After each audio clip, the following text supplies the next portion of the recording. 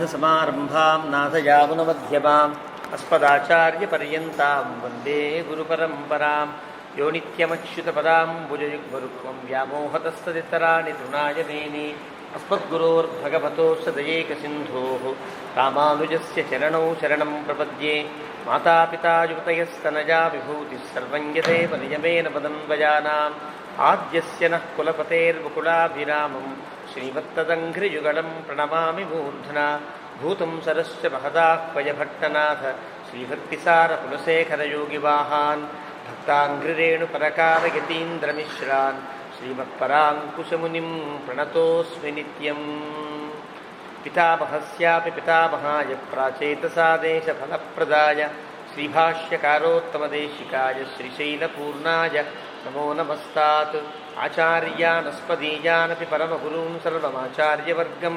श्रीमद्रामानुजाख्यं मुनिमखिलजनोद्धारणायावतीर्णं पूर्णार्यं यामुनेयं मुनिवरमथतौ रामराजीवनेत्रौ वन्दे नाथं मुनीन्द्रं वकुलधरचमूनाथ लक्ष्मीमुकुन्दान् अस्मद्गुरुभ्यो नमः।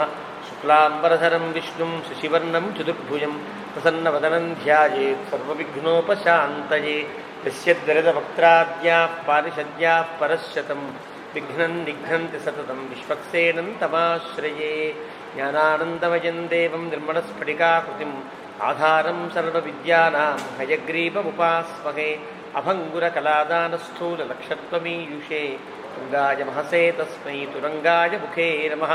कूजन्तं राम रामेति मधुरं मधुराक्षरम् आरुह्य कविताशाखां वन्दे वाल्मीकिकोकिलं वाल्मीकेर्मुनिसिंहस्य कवितावनचारिणः शृण्वन् रामकथानादं को न याति परां गतिं यः पिबन् सततं राम चरितामृतसागरम् अतृप्तस्तं मुनिं वन्दे प्राचेतसमकल्मषं गोष्पदीकृतवाराशिं वशकीकृतराक्षसं रामायण महामालारत्नं वन्दे निलात्मजं अञ्जनानन्दनं वीरं जानकीशोकनाशनं कपीशभक्षहन्तारं वन्दे लङ्काभयङ्करम् आमिषीकृतमार्ताण्डं गोष्पदीकृतसागरं तृणीकृतदशग्रीवम् आञ्जनेयं नमाम्यहं मनोजवं मारुततुल्यवेगं जितेन्द्रियं बुद्धिमतां वरिष्ठं वातात्मजं वानरयूथमुख्यं श्रीरामदूतं शिरसा नमामि। उल्लङ्घ्य सिन्धोः सलिलं सलीलं यशोकबह्निं जनकात्मजायाः आदाय तेनैव ददाहलङ्कां नमामि तं प्राञ्जलिराञ्जनेयम् आञ्जनेयवतिपाटलार्णं काञ्चनाद्रिकमनीयविग्रहं पारिजाततरुमूलवासिनं भावयामि भवमाननन्दनम्। यत्र यत्र रघुनाथकीर्तनं तत्र तत्र कृतमस्तकाञ्जलिं बाष्पवारि परिपूर्णलोचनं मारुतिं नमत राक्षसान्तकं। वेदवेद्ये परे पुंसि जाते दशरथात्मजे वेदः प्राचेतसादासीत् साक्षात् रामायणात्मना चरितं रघुनाथस्य शतकोटिप्रविस्तरम् एकैकमक्षरं प्रोक्तं महापातकनाशनं शृण्वन् रामायणं भक्त्या यः पादं पदमेव वा स याति ब्रह्मणस्थानं ब्रह्मणा पूज्यते सदा। वाल्मीकिगिरिसम्भूता रामसागरगामिनी पुनातिभुवनं पुण्या रामायणमहानदी श्लोकसारसमाकीर्णं सर्गकल्लोलसङ्कुलं काण्डग्राहमहामीनं वन्दे रामायणार्णवम्। यः कर्णाञ्जलिसम्पुटैः अहरहः सम्यक् पिबत्यादरात् वाल्मीकेर्वदनारविन्दगलितं रामायणाख्यं मधु। जन्मं व्याधिजराविपत्तिमरणैरत्यन्तसोपद्रवं संसारं सविहाय गच्छति पुमान् विष्णोः पदं शाश्वतम्। तदुपगतसमाससन्धियोगं सममधुरोपनतार्धवाक्यबद्धं रघुवरचरितं मुनिप्रणीतं तस्य शिरसश्च वधन्निशामयध्वं श्रीराघवं दशरथात्मजमप्रमेयं सीतापतिं रघुकुलान्वयरत्नदीपम् आजानुबाहुमरविन्ददलायताक्षं रामं निशाचरविनाशकरं नमामि।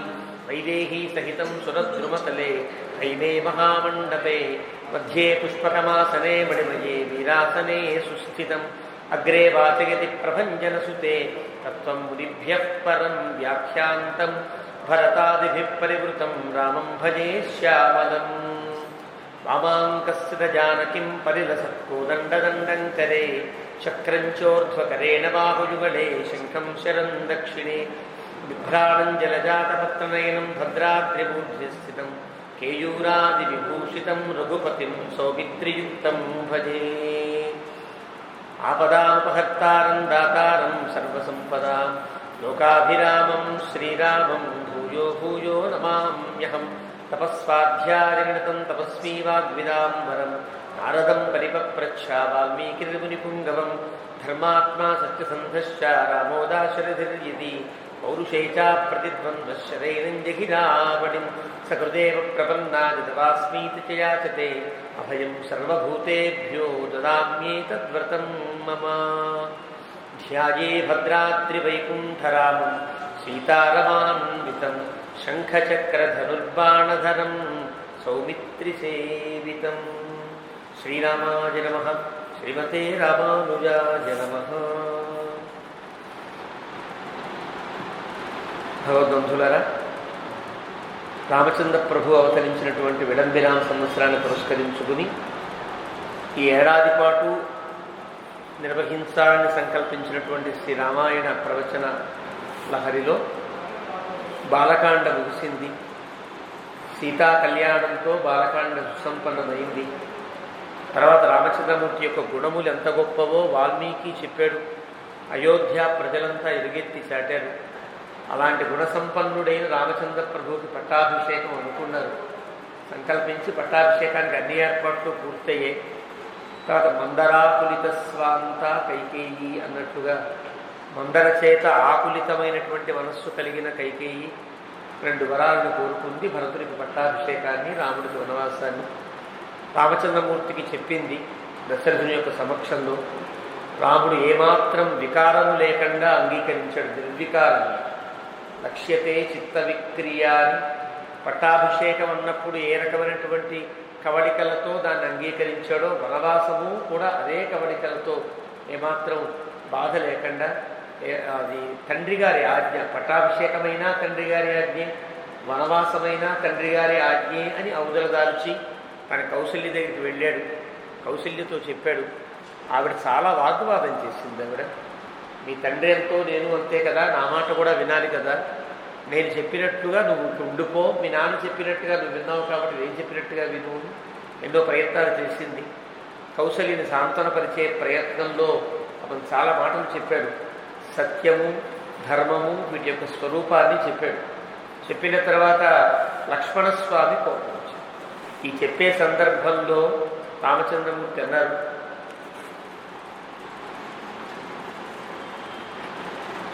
లక్ష్మణ అస్మిన్ ఖలు ఖలు కార్యవిఘ్నే మాతాయవీయసి అతి శంకనీయ దైవాభిపన్నాహి వదతి అనిష్టం జానాసి దైవంచ తథా ప్రభావం అని రాముడు చివరిగా 22వ సర్గలో చెప్పాడు.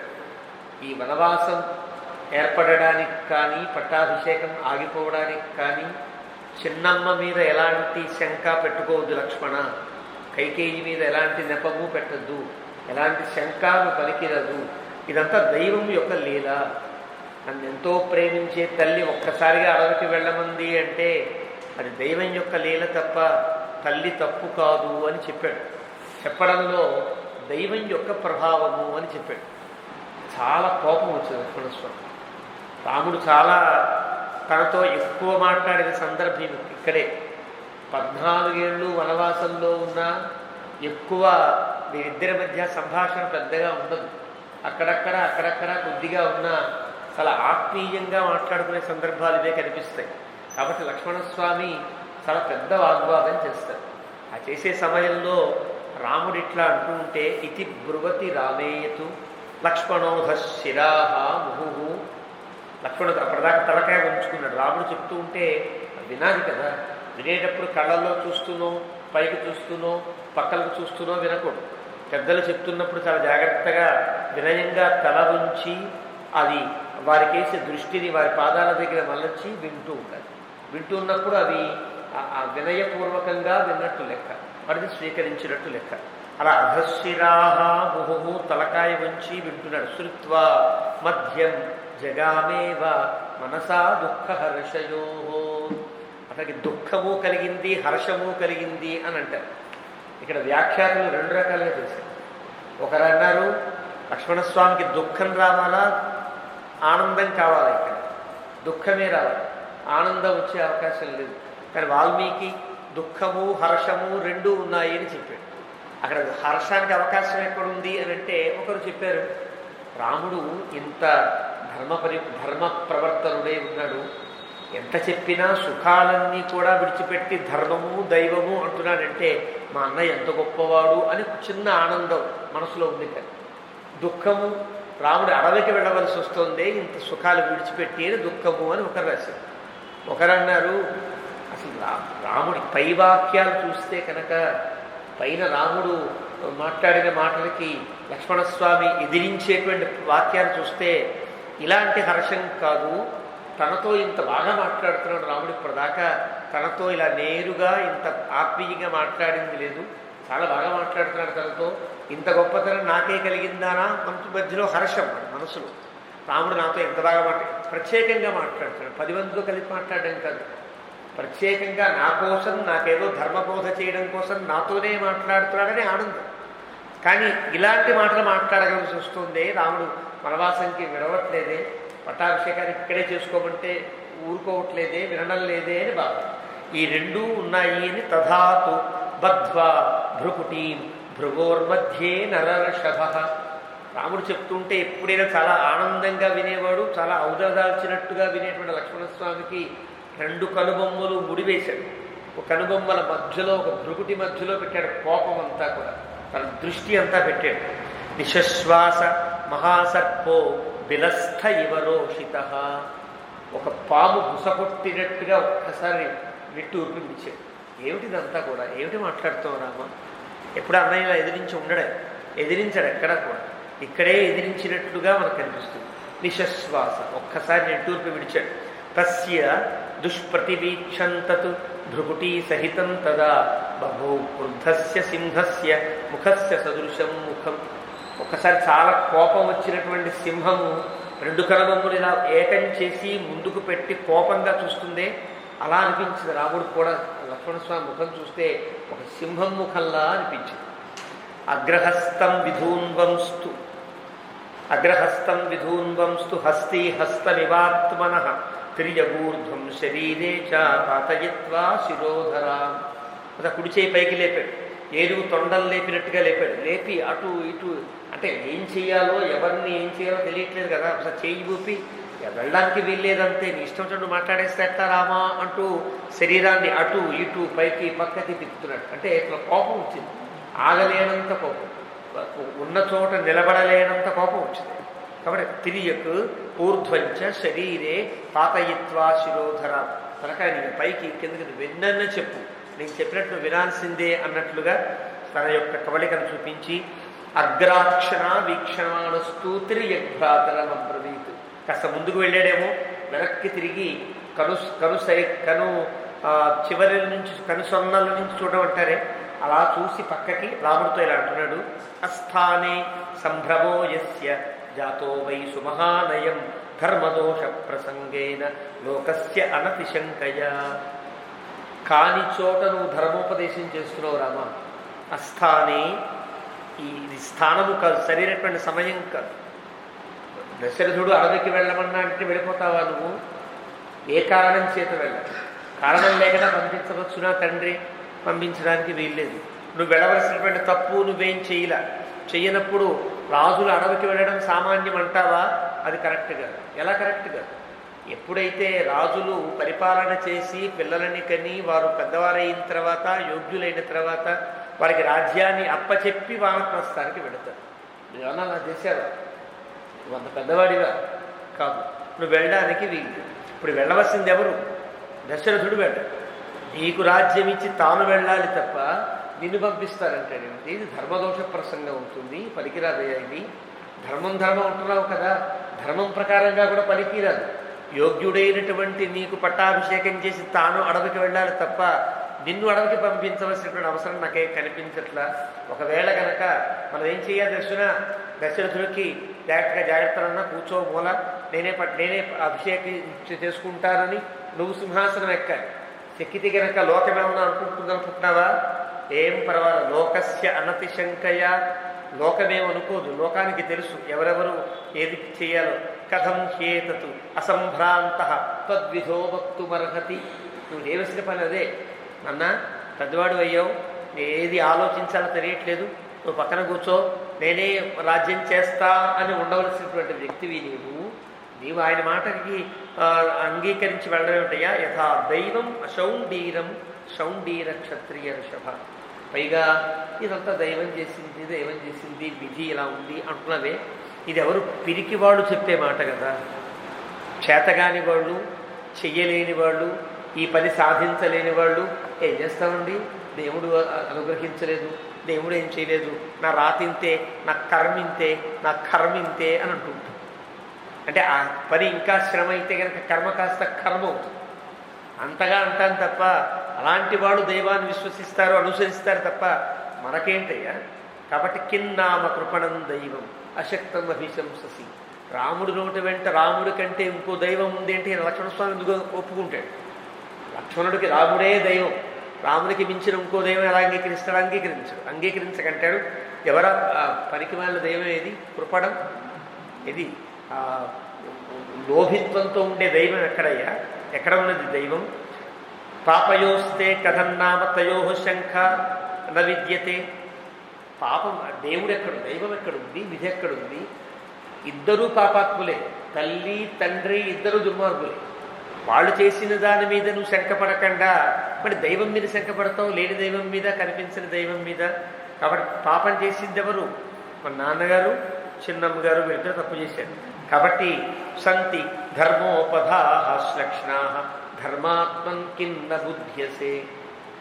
ఎంతమంది ధర్మాన్ని వ్యతిరేకించి ఇలాంటి సందర్భాల్లో ధర్మాన్ని పక్కన పెట్టి కార్యాన్ని నిర్వర్తించిన వాళ్ళు ఎంతమంది లేరయ్యా? ధర్మాత్మన్, నీకన్నీ తెలుసు కదా, ఏం గుర్తుకు రావట్లేదా?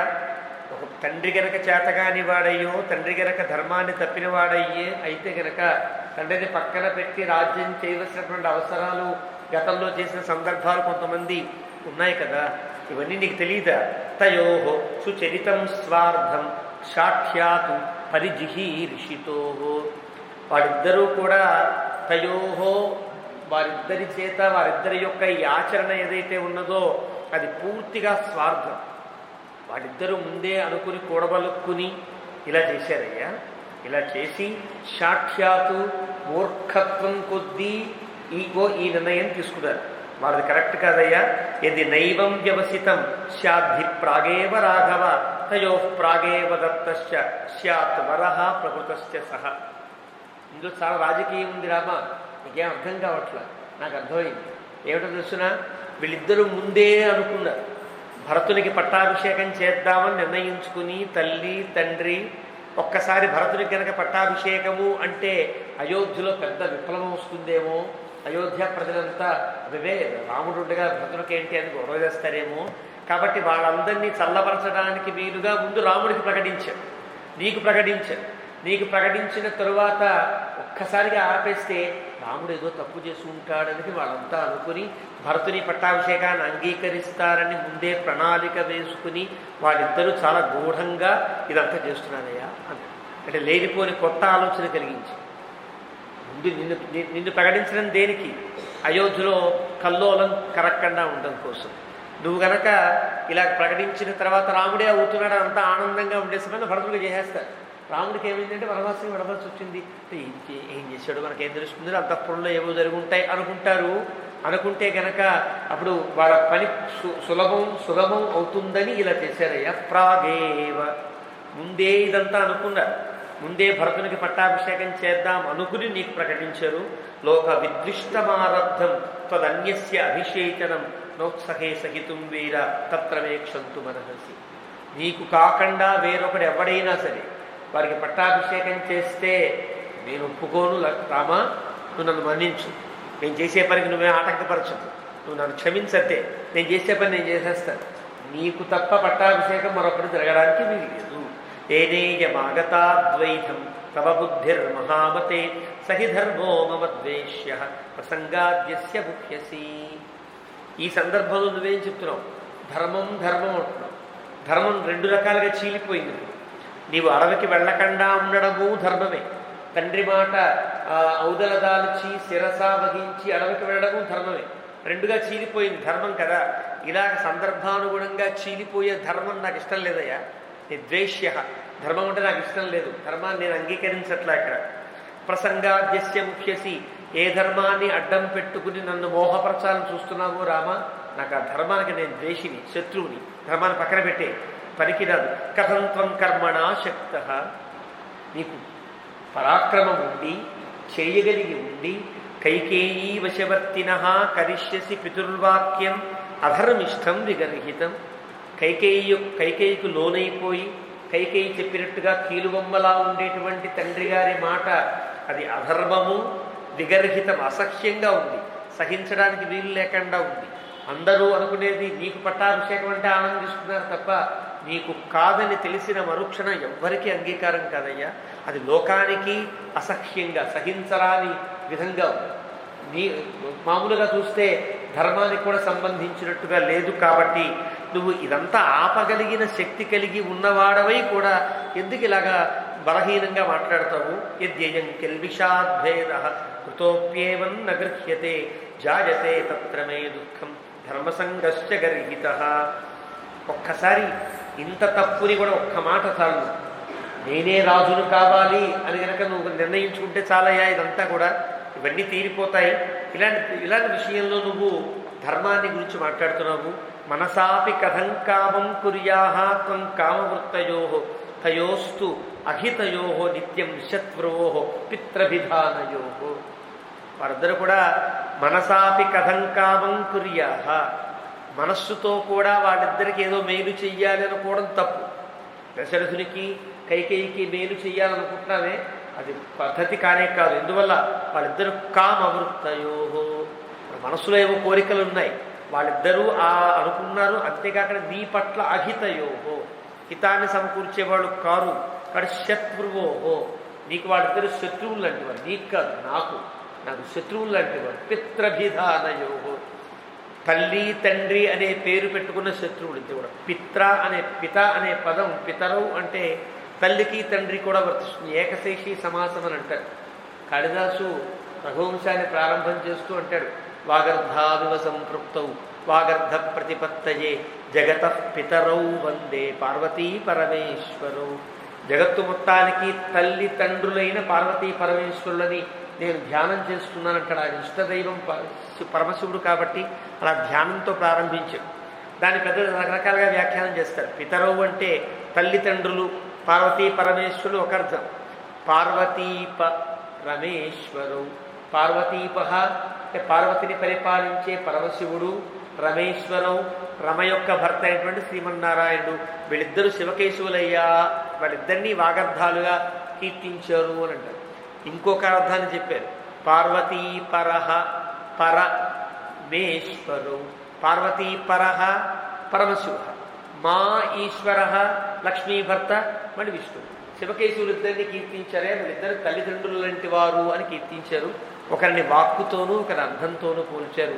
పరమశివుడు వాగ్రూపమైతే రెండవ వాడు అర్ధస్వరూపం అయ్యాడు. జ్ఞానమంతా పరమశివుడిస్తే తజ్ఞానం ద్వారా తెలిసే పరమాత్మ గమ్యుడు ఈయన అని చెప్పడానికి వీలుగా కూడా ఆ శ్లోకానికి వ్యాఖ్యానం చేస్తారు. పిత్రభిధానయో, పితరవు అంటే తల్లిదండ్రులు అని అర్థం. ఆ తల్లిదండ్రులు ఎవరు అంటే ఇగో కైకేయి, ఇక్కడ దశరథుడు, వీళ్ళిద్దరూ కూడా శత్రువులు సుమ. యద్యపి ప్రతిపత్తిస్తే దైవీచాపి తయోర్మతం తథాప్యుపని ఉపేక్షణీయంతే నమే తదపి రోచతే. వీళ్ళిద్దరూ కూడా దైవస్వరూపాలు అంటావా? అయ్యో అంత మాట అంటావు లక్ష్మణ, తప్పమ్మా. తల్లి దైవం లాంటిది, తండ్రి దైవము అని ఇద్దరి యందు దైవీ భావన చేస్తావా? లేదా వీళ్ళిద్దరు శత్రువులు కాబట్టి వీళ్ళిద్దరు కాదయ్యా పక్కన పైన దైవం ఆడిస్తోంది అని దైవం మీద నువ్వు నెడతావా? ఎలా చేసినా ఆ దైవీభావం ఏదైతే ఉన్నదో అది పూర్తిగా అసమ్మతం, పూర్తిగా అసంబద్ధమైన అంశం. విక్లవో ధైర్యహీనో వీర్యహీనో యః సదైవ మనువర్తతే. విక్లవ నపుంసకుడు, వీర్యహీన చేతగానివాడు, ఏ పని చేయడం చేతగానివాడు సదైవ మనువర్తతే. వాడు దేవుడు ఉన్నాడు అనుకుంటాడు, ఏ పని చేయడు, మనకేం చేత కాదు, దైవం అండి విధి, నాకు విధి ఇంతే రాశాడండి అంటాడు. అడుపు తింటూ ఉంటాడు తప్ప ఏ ప్రయత్నం వచ్చి నాకు విధి ఇంతేనండి అంటాడు. అలాగుంటే అట్లా. ఇక్కడ విక్లవో వీర్యహీనోయ సదైవ మనువర్తతే. చేతగానివాడు, ఏ పని కూడా చెయ్యాలనుకోనివాడు మాత్రమే దైవం మీద ఆధారపడతాడు తప్ప దైవం మీద అలా ఆధారపడకూడదు. ఎలా ఆధారపడాలి? వీరాహ సంభావితాత్మాన నదైవం పర్యుపాసతే. దైవాన్ని పౌరుష శక్తితో సాధించవలసినటువంటి అవసరముల దగ్గర దైవాన్ని పట్టరాదు. ఆ ప్రయత్నం మనం చెయ్యాలంటే వీరాహ సంభావిత ఆత్మాన, ఈ పని నేను చేయవలసి ఉంది, నా ధర్మం, నా యొక్క బాధ్యత, నాకు ఆ శక్తి యుక్తులన్నీ కూడా నాకు ఉన్నాయి అనుకుని చెయ్యాలి తప్ప అంతా ఆయనే, అంతా అయిందే చేశాడు అంటూ ప్రయత్నాన్ని విడవకూడదు. కాబట్టి ఇలాంటి విడిచేవాడిని విక్లవులు వీర్యహీనులు అంటారు. రామా, నువ్వు అలా చేస్తున్నావు.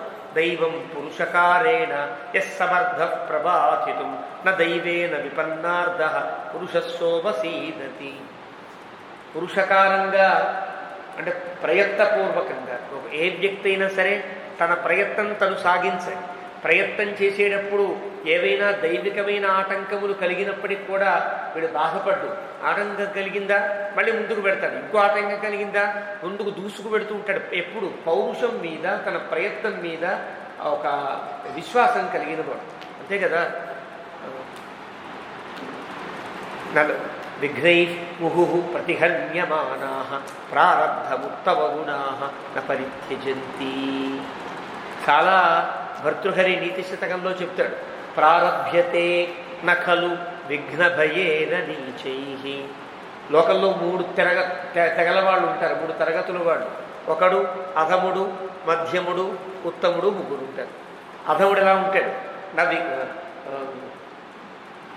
విఘ్నభయేన ప్రారభ్యతే నఖలు విఘ్నభయేన నీచై. ఒకడు అనుకుంటాట ఈ పని చేద్దాం అనుకుంటే ఎవడో వీడు కాదంటాడు, వీడి ఆటంకపరుస్తాడు, వీడేదో అంటాడు, నాకెందుకు వచ్చింది కర్మంతా, విఘ్నాలు వస్తాయని మానేస్తాడు. విఘ్నాలు వస్తాయేమో అని మానేసి ఏ పని చేయకుండా ఉండేవాడు అధముడు అంటాడు. ప్రారభ్యతే నఖలు విఘ్నభయేన నీచై. ఇంకొకడు ఉంటాడు, ప్రారంభం చేస్తాడు, ముందు వెనక ఆలోచించకుండా ప్రారంభం చేసేస్తాడు. చేసిన తర్వాత విఘ్నాలు వస్తుంటాయి, అబ్బే ఇన్ని విఘ్నాలు వస్తాయి, నేను నాకు తట్టుకోలేనండి, ఆపేస్తానండి, ఆపేస్తాను. విఘ్నై ప్రారభ్య విఘ్న నిహతా విరమంతి మధ్యా. మధ్యములు ఎలా ఉంటారు? ప్రారంభించిన వాడు మధ్యలో విడిచిపెట్టేస్తారు. విఘ్నై ముహు ముహు ప్రతిహన్యమానా. ఎన్నో విఘ్నములు వస్తూ ఉంటే కూడా ప్రతి విఘ్నానికి తట్టుకుని ముందుకు వెళ్ళగలిగేటట్లుగా ఉంటాడే అతని ఉత్తమ గుణా న పరిత్యజంతి. ప్రారబ్ధముత్తమ గుణా న పరిత్యజంతి. ప్రారంభించిన పనిని ఉత్తమ గుణులు ఎవరు కూడా విడిచిపెట్టరయ్యా. కాబట్టి ఇలా ప్రయత్నపూర్వకంగా విశ్వాసంతో ప్రయత్నం చేసే ఉత్తములకు ఏదైనా దైవం కలిగించే ఆటంకాలు కలిగినప్పటికీ కూడా వాడు నా అవసీదతి, ఏమాత్రం జంకడు, ఇంకా ప్రయత్నం చేస్తాడు. అలా ప్రయత్నం చెయ్యాలి. అయినా దక్ష్యంతి త్వద్య దైవస్య పౌరుషం పురుషస్య చ దైవ మానుషయోరద్య వ్యక్తావ్యక్తిర్భవిష్యతి. దైవం అంటున్నావు, నేను పౌరుషం అంటున్నాను.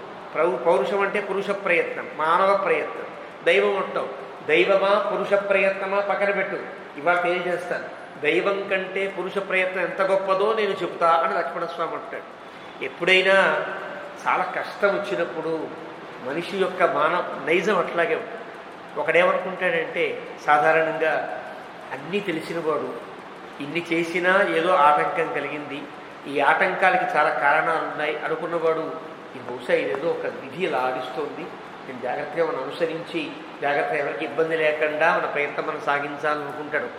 ఒకడు అలాగే సరే రూల్స్ అతిక్రమించైనా, ఎవరినైనా కొట్టైనా, చంపైనా సరే అనుకున్నది సాధించాలి అనుకునేటువంటి వ్యక్తిత్వం ఉన్నవాడు ఒకడు ఉంటాడు. దైవం మీద విశ్వాసం ఉన్నవాడు, దైవం యొక్క ధర్మం ఇది, దైవం ఇట్లా కనుక ఇంతవరకే ఇచ్చింది కాబట్టి దీన్ని అనుసరిద్దాం అనుకునే వ్యక్తి ఒకడు. దైవం లేదు, ఏమం లేదు, మనం చేసే పని మనం చేయాలి తప్ప అనుకునే వ్యక్తులు సాధారణంగా ఆ సమయంలో దైవాన్ని తిట్టేవాడు. ఇన్ని పూజలు చేశారండి, ఎన్ని చేశారండి, దేవుడు ఏమి ఇవ్వాల, దేవుడేంటి అన్న అబద్ధం, ఈ దేవుని పూజించక్కర్లా, ఈ దేవుని వేడుకోక్కర్లా అంటూ దైవం మీద ఒక రకమైనటువంటి ఆ సమయంలో కలిగేటువంటి ఒక వైరాగ్యం లాంటి స్థితి ఉంటుంది. ఇలా రెండు రకాల పాత్రలు ఉంటాయి. ఇక్కడ లక్ష్మణస్వామి దైవాన్ని కూడా పక్కన పెట్టేయి, మన ప్రయత్నమే గొప్పది అని చెప్పేటట్టుగా ఈ పాత్ర కనిపిస్తుంది. ఇలాంటి సమయంలో కూడా రాముని యొక్క ప్రవర్తన ఎట్లా ఉందో చాలా అవసరం. అంటే ఇలాంటి స్థితిలో కూడా ధర్మాన్ని తప్పకుండా ఇది కరెక్ట్ కాదనన్నా, ఇలా చేయకూడదు, నువ్వు అనుకున్నటువంటి దానికి ఇదిగో సమాధానం అంటూ రాముడు పైన చెప్తాడు. అంటే ఈ స్థితి కూడా మంచిది కాదు. మనం గనక ప్రయత్నం చేయాలి, మన ప్రయత్నం ఫలిస్తే మానవ ప్రయత్నంగా ఫలించింది అనుకోవడంలో తప్పేం లేదు. ఫలించకపోతే ఇంకా ప్రయత్నం చేద్దాం అనుకోవాలి తప్ప, నువ్వు గనక సరైన ప్రయత్నం చేసినా కనుక ఆ ఫలం రాకపోతే అది నీ దోషంలోకి రాదు, దైవ దోషంలోకి రాదు. విధికి సరిగ్గా లేదని లెక్క.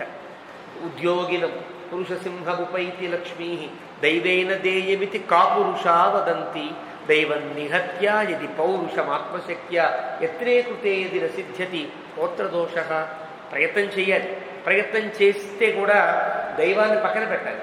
దైవం లేదని కాదు అర్థం, దైవంతో నిమిత్తం లేదు. నా ప్రయత్నం నేను చేసి పరీక్షల్లో బాగా చదివి పాస్ అవ్వాలి తప్ప ఏదో పైన దేవుణ్ణి చూసి పాస్ అవ్వడానికి వీల్లేదు. దేవుడే అంతా చేస్తాడు, దేవుడే రాయిస్తాడు, నా చెయ్యి ఆయనే, పెన్ను ఆయనే, ఇలాంటి వేదాంతాలు ప్రయత్న సమయంలో పనికిరావు, కార్యక్షేత్రంలో పనికిరావు కదా. అలాంటప్పుడు నీవు ప్రయత్నం చేసినా కనుక ఏదన్నా జరిగితే అది దైవం యొక్క లీల అనుకోవాలి. అలాంటి స్థితి ఇక్కడ లక్ష్మణస్వామి చెబుతూ ఉంటున్నాడు. దైవ మానుషయోరద్య, దైవమా మానుషమా, ఇక్కడ ఏది గొప్పది అంటే ఇంకో ఇవాళ తేలిపోతుందయ్యా. అద్యవత్ పౌరుషహతం దైవం ద్రక్ష్యంతి వై జనా. ఇవాళ నా పౌరుషంతో, నా ప్రయత్నంతో దైవాన్ని పక్కన పెట్టేస్తా, దైవాన్ని గెలవనివ్వను. దైవం ఏదో అనుకుంటోంది గెలుద్దామని కదా, నువ్వనే దైవం పక్కన పెట్టి నా ప్రయత్నంతో నీకు పట్టాభిషేకం చేసేస్తాను, నేనే గెలుస్తా చూడు రామా అంటాడు లక్ష్మణస్వామి. ఎలాగా? అత్యంకుశం ఇవోద్దామం గజం మదబలోద్ధతం ప్రభావితమహం దైవం పౌరుషేణ నివర్తయే. దైవం గొప్పదంటావా? మదించిన ఏనుగు లాంటిదంటావా? మదించిన ఏనుగులా ఉండేటువంటి ఆ ఏనుగుని కూడా అంకుశం పెట్టి, నా పౌరుషం అనే అంకుశాన్ని పెట్టి దాన్ని జాగ్రత్తగా నొక్కి నా దారిలోకి తెచ్చుకోకపోతే చూడు, ఎంత దైవమైనా నా దారిలోకి రావలసినదే. లోకపాలాహ సమస్తాస్తే నాద్య రామాభిషేచనం నచకృత్స్రాస్త్రజో లోకాహ విహన్యొక్కిం పునఃపిత. ఈ సమయంలో దిక్పాలకులంతా వచ్చిన ఇంద్రాది దిక్పాలకులు ఉన్నారు. ఇంద్రుడని, అగ్ని అని, యముడని వరుసగా 8 మంది దిక్పాలకులు, లోకపాలకులు ఉన్నారు. వీళ్ళంతా కలిసి వచ్చినా సరే, వీళ్ళంతా విడివిడిగా వచ్చినా కలిసి వచ్చినా సరే వీళ్ళెవరూ ఆపలేరు. వీళ్ళే ఆపలేకపోతే ఈ తండ్రి ఎంతయా? దశరథుడు ఏం చేస్తాడు? ఏమీ చేయలేడు. కిం పునఃపిత, తండ్రి ఇది ఆపేదా? నేను కనుక నుంచుంటే లోకపాలకులే ఏం చేయలేరు, తండ్రి ఏం చేస్తాడు? ఏహి నివాస తవారణ్యే విథోరాజన్ సమర్థిత అరణ్యే తే నివస్యంతి చతుర్దశ సమాస్తథ. నీకు పట్టాభిషేకం చేస్తా, నువ్వు రాజు అవుతావు. మొదటి ఫైల్ వస్తుంది కదా, ఆ ఫైల్ ఏంటో తెలుసునా? ఎవరైతే నీకు 14 ఏళ్ల వనవాసం విధించారో వాళ్ళకి ముందు ఫైల్, వాళ్ళు 14 ఏళ్ళ వనవాసం వెళ్ళాల్సిందే. ఇది నా మొదటి సంతకం చేయిస్తాను నీ చేత. అంటే 14 ఏళ్ల వనవాసం ఎవరికి? కైకేయికి, భరతునికి, దశరథునికి. నువ్వు వెళ్ళడానికి వీల్లేదు. మొదటి సంతకం దాని మీదే చేయిస్తా, వాళ్ళని పంపిస్తాను. అహం తదాశాం చేక్ష్యామి పితుస్తస్యాశ్చ యాతవ అభిషేక విఘాతేన ఉత్తరాజ్యాయ వర్తతే. ఎంత ప్లాన్ చేసింది ఆవిడ కైకేయి. నీకని ప్రకటించి వాళ్ళ అబ్బాయికి పట్టాభిషేకం చేసుకుని హాయిగా సుఖంగా రాజ్యలాభం పొందుదాం అనుకుంది కదా. ఆవిడ ఆశ ఏదైతే ఉందో, ఆ ప్రణాళిక, ఆ ప్లాన్ ఏదైతే ఉందో దాన్ని ముక్కలు చేసేస్తాను. తదాశాంచేత్స్యామి, ఉండనివ్వరు. మద్బలేన విరుద్ధాయ నస్యాదైవ బలం తథా ప్రభవిష్యతి దుఃఖాయ యథోగ్రం పౌరుషం మమ. నా బలం గనక నేను చూపించడం ప్రారంభిస్తే దైవం తలవంచాల్సిందే, విధి తలవంచాల్సిందే, నేనే గెలుస్తా. ఉగ్రమైన పౌరుషం అది. ఊర్ధ్వం వర్ష సహస్రాంతే ప్రజాపాల్యమనంతరం ఆర్యపుత్రా కరిష్యంతి వనవాసం గతే త్వయి. నువ్వు వనవాసం వెడుదుగాని, తండ్రికి మాట విందుగాని. ఎప్పుడో తెలుసునా? కొన్ని వేల సంవత్సరాలు పరిపాలించిన తరువాత నీ కుమారుడికి మళ్ళీ పట్టాభిషేకం చేసి అప్పుడు అడుగుతుంది. అప్పటిదాకా నువ్వు వెళ్ళడానికి వీల్లేదు. లక్ష్మణస్వామి మాటలు. పూర్వం రాజఋషిబుద్ధ్యాహి వనవాసో విధీయతే ప్రజా నిక్షిప్య పుత్రేషు పుత్రవత్ పరిపాలనే. పూర్వం రాజఋషులంతా అలాగే కదా చేశారు. అలా చేయడం ధర్మం. అలా చెయ్యాలని తండ్రి చెప్పవలసి ఉండే ఏదో పొరపాటుగా చెప్పుంటాడయ్యా, నువ్వే రాజు అవ్వాలి, హాయిగా రాజ్యం చెయ్యాలి, నీ కుమారుడికి పట్టాభిషేకం చేయాలి, అప్పుడు రాజరిషి హోదాలో నువ్వు వనవాసంకి వెళ్ళాలి తప్ప ఇలా కాదు.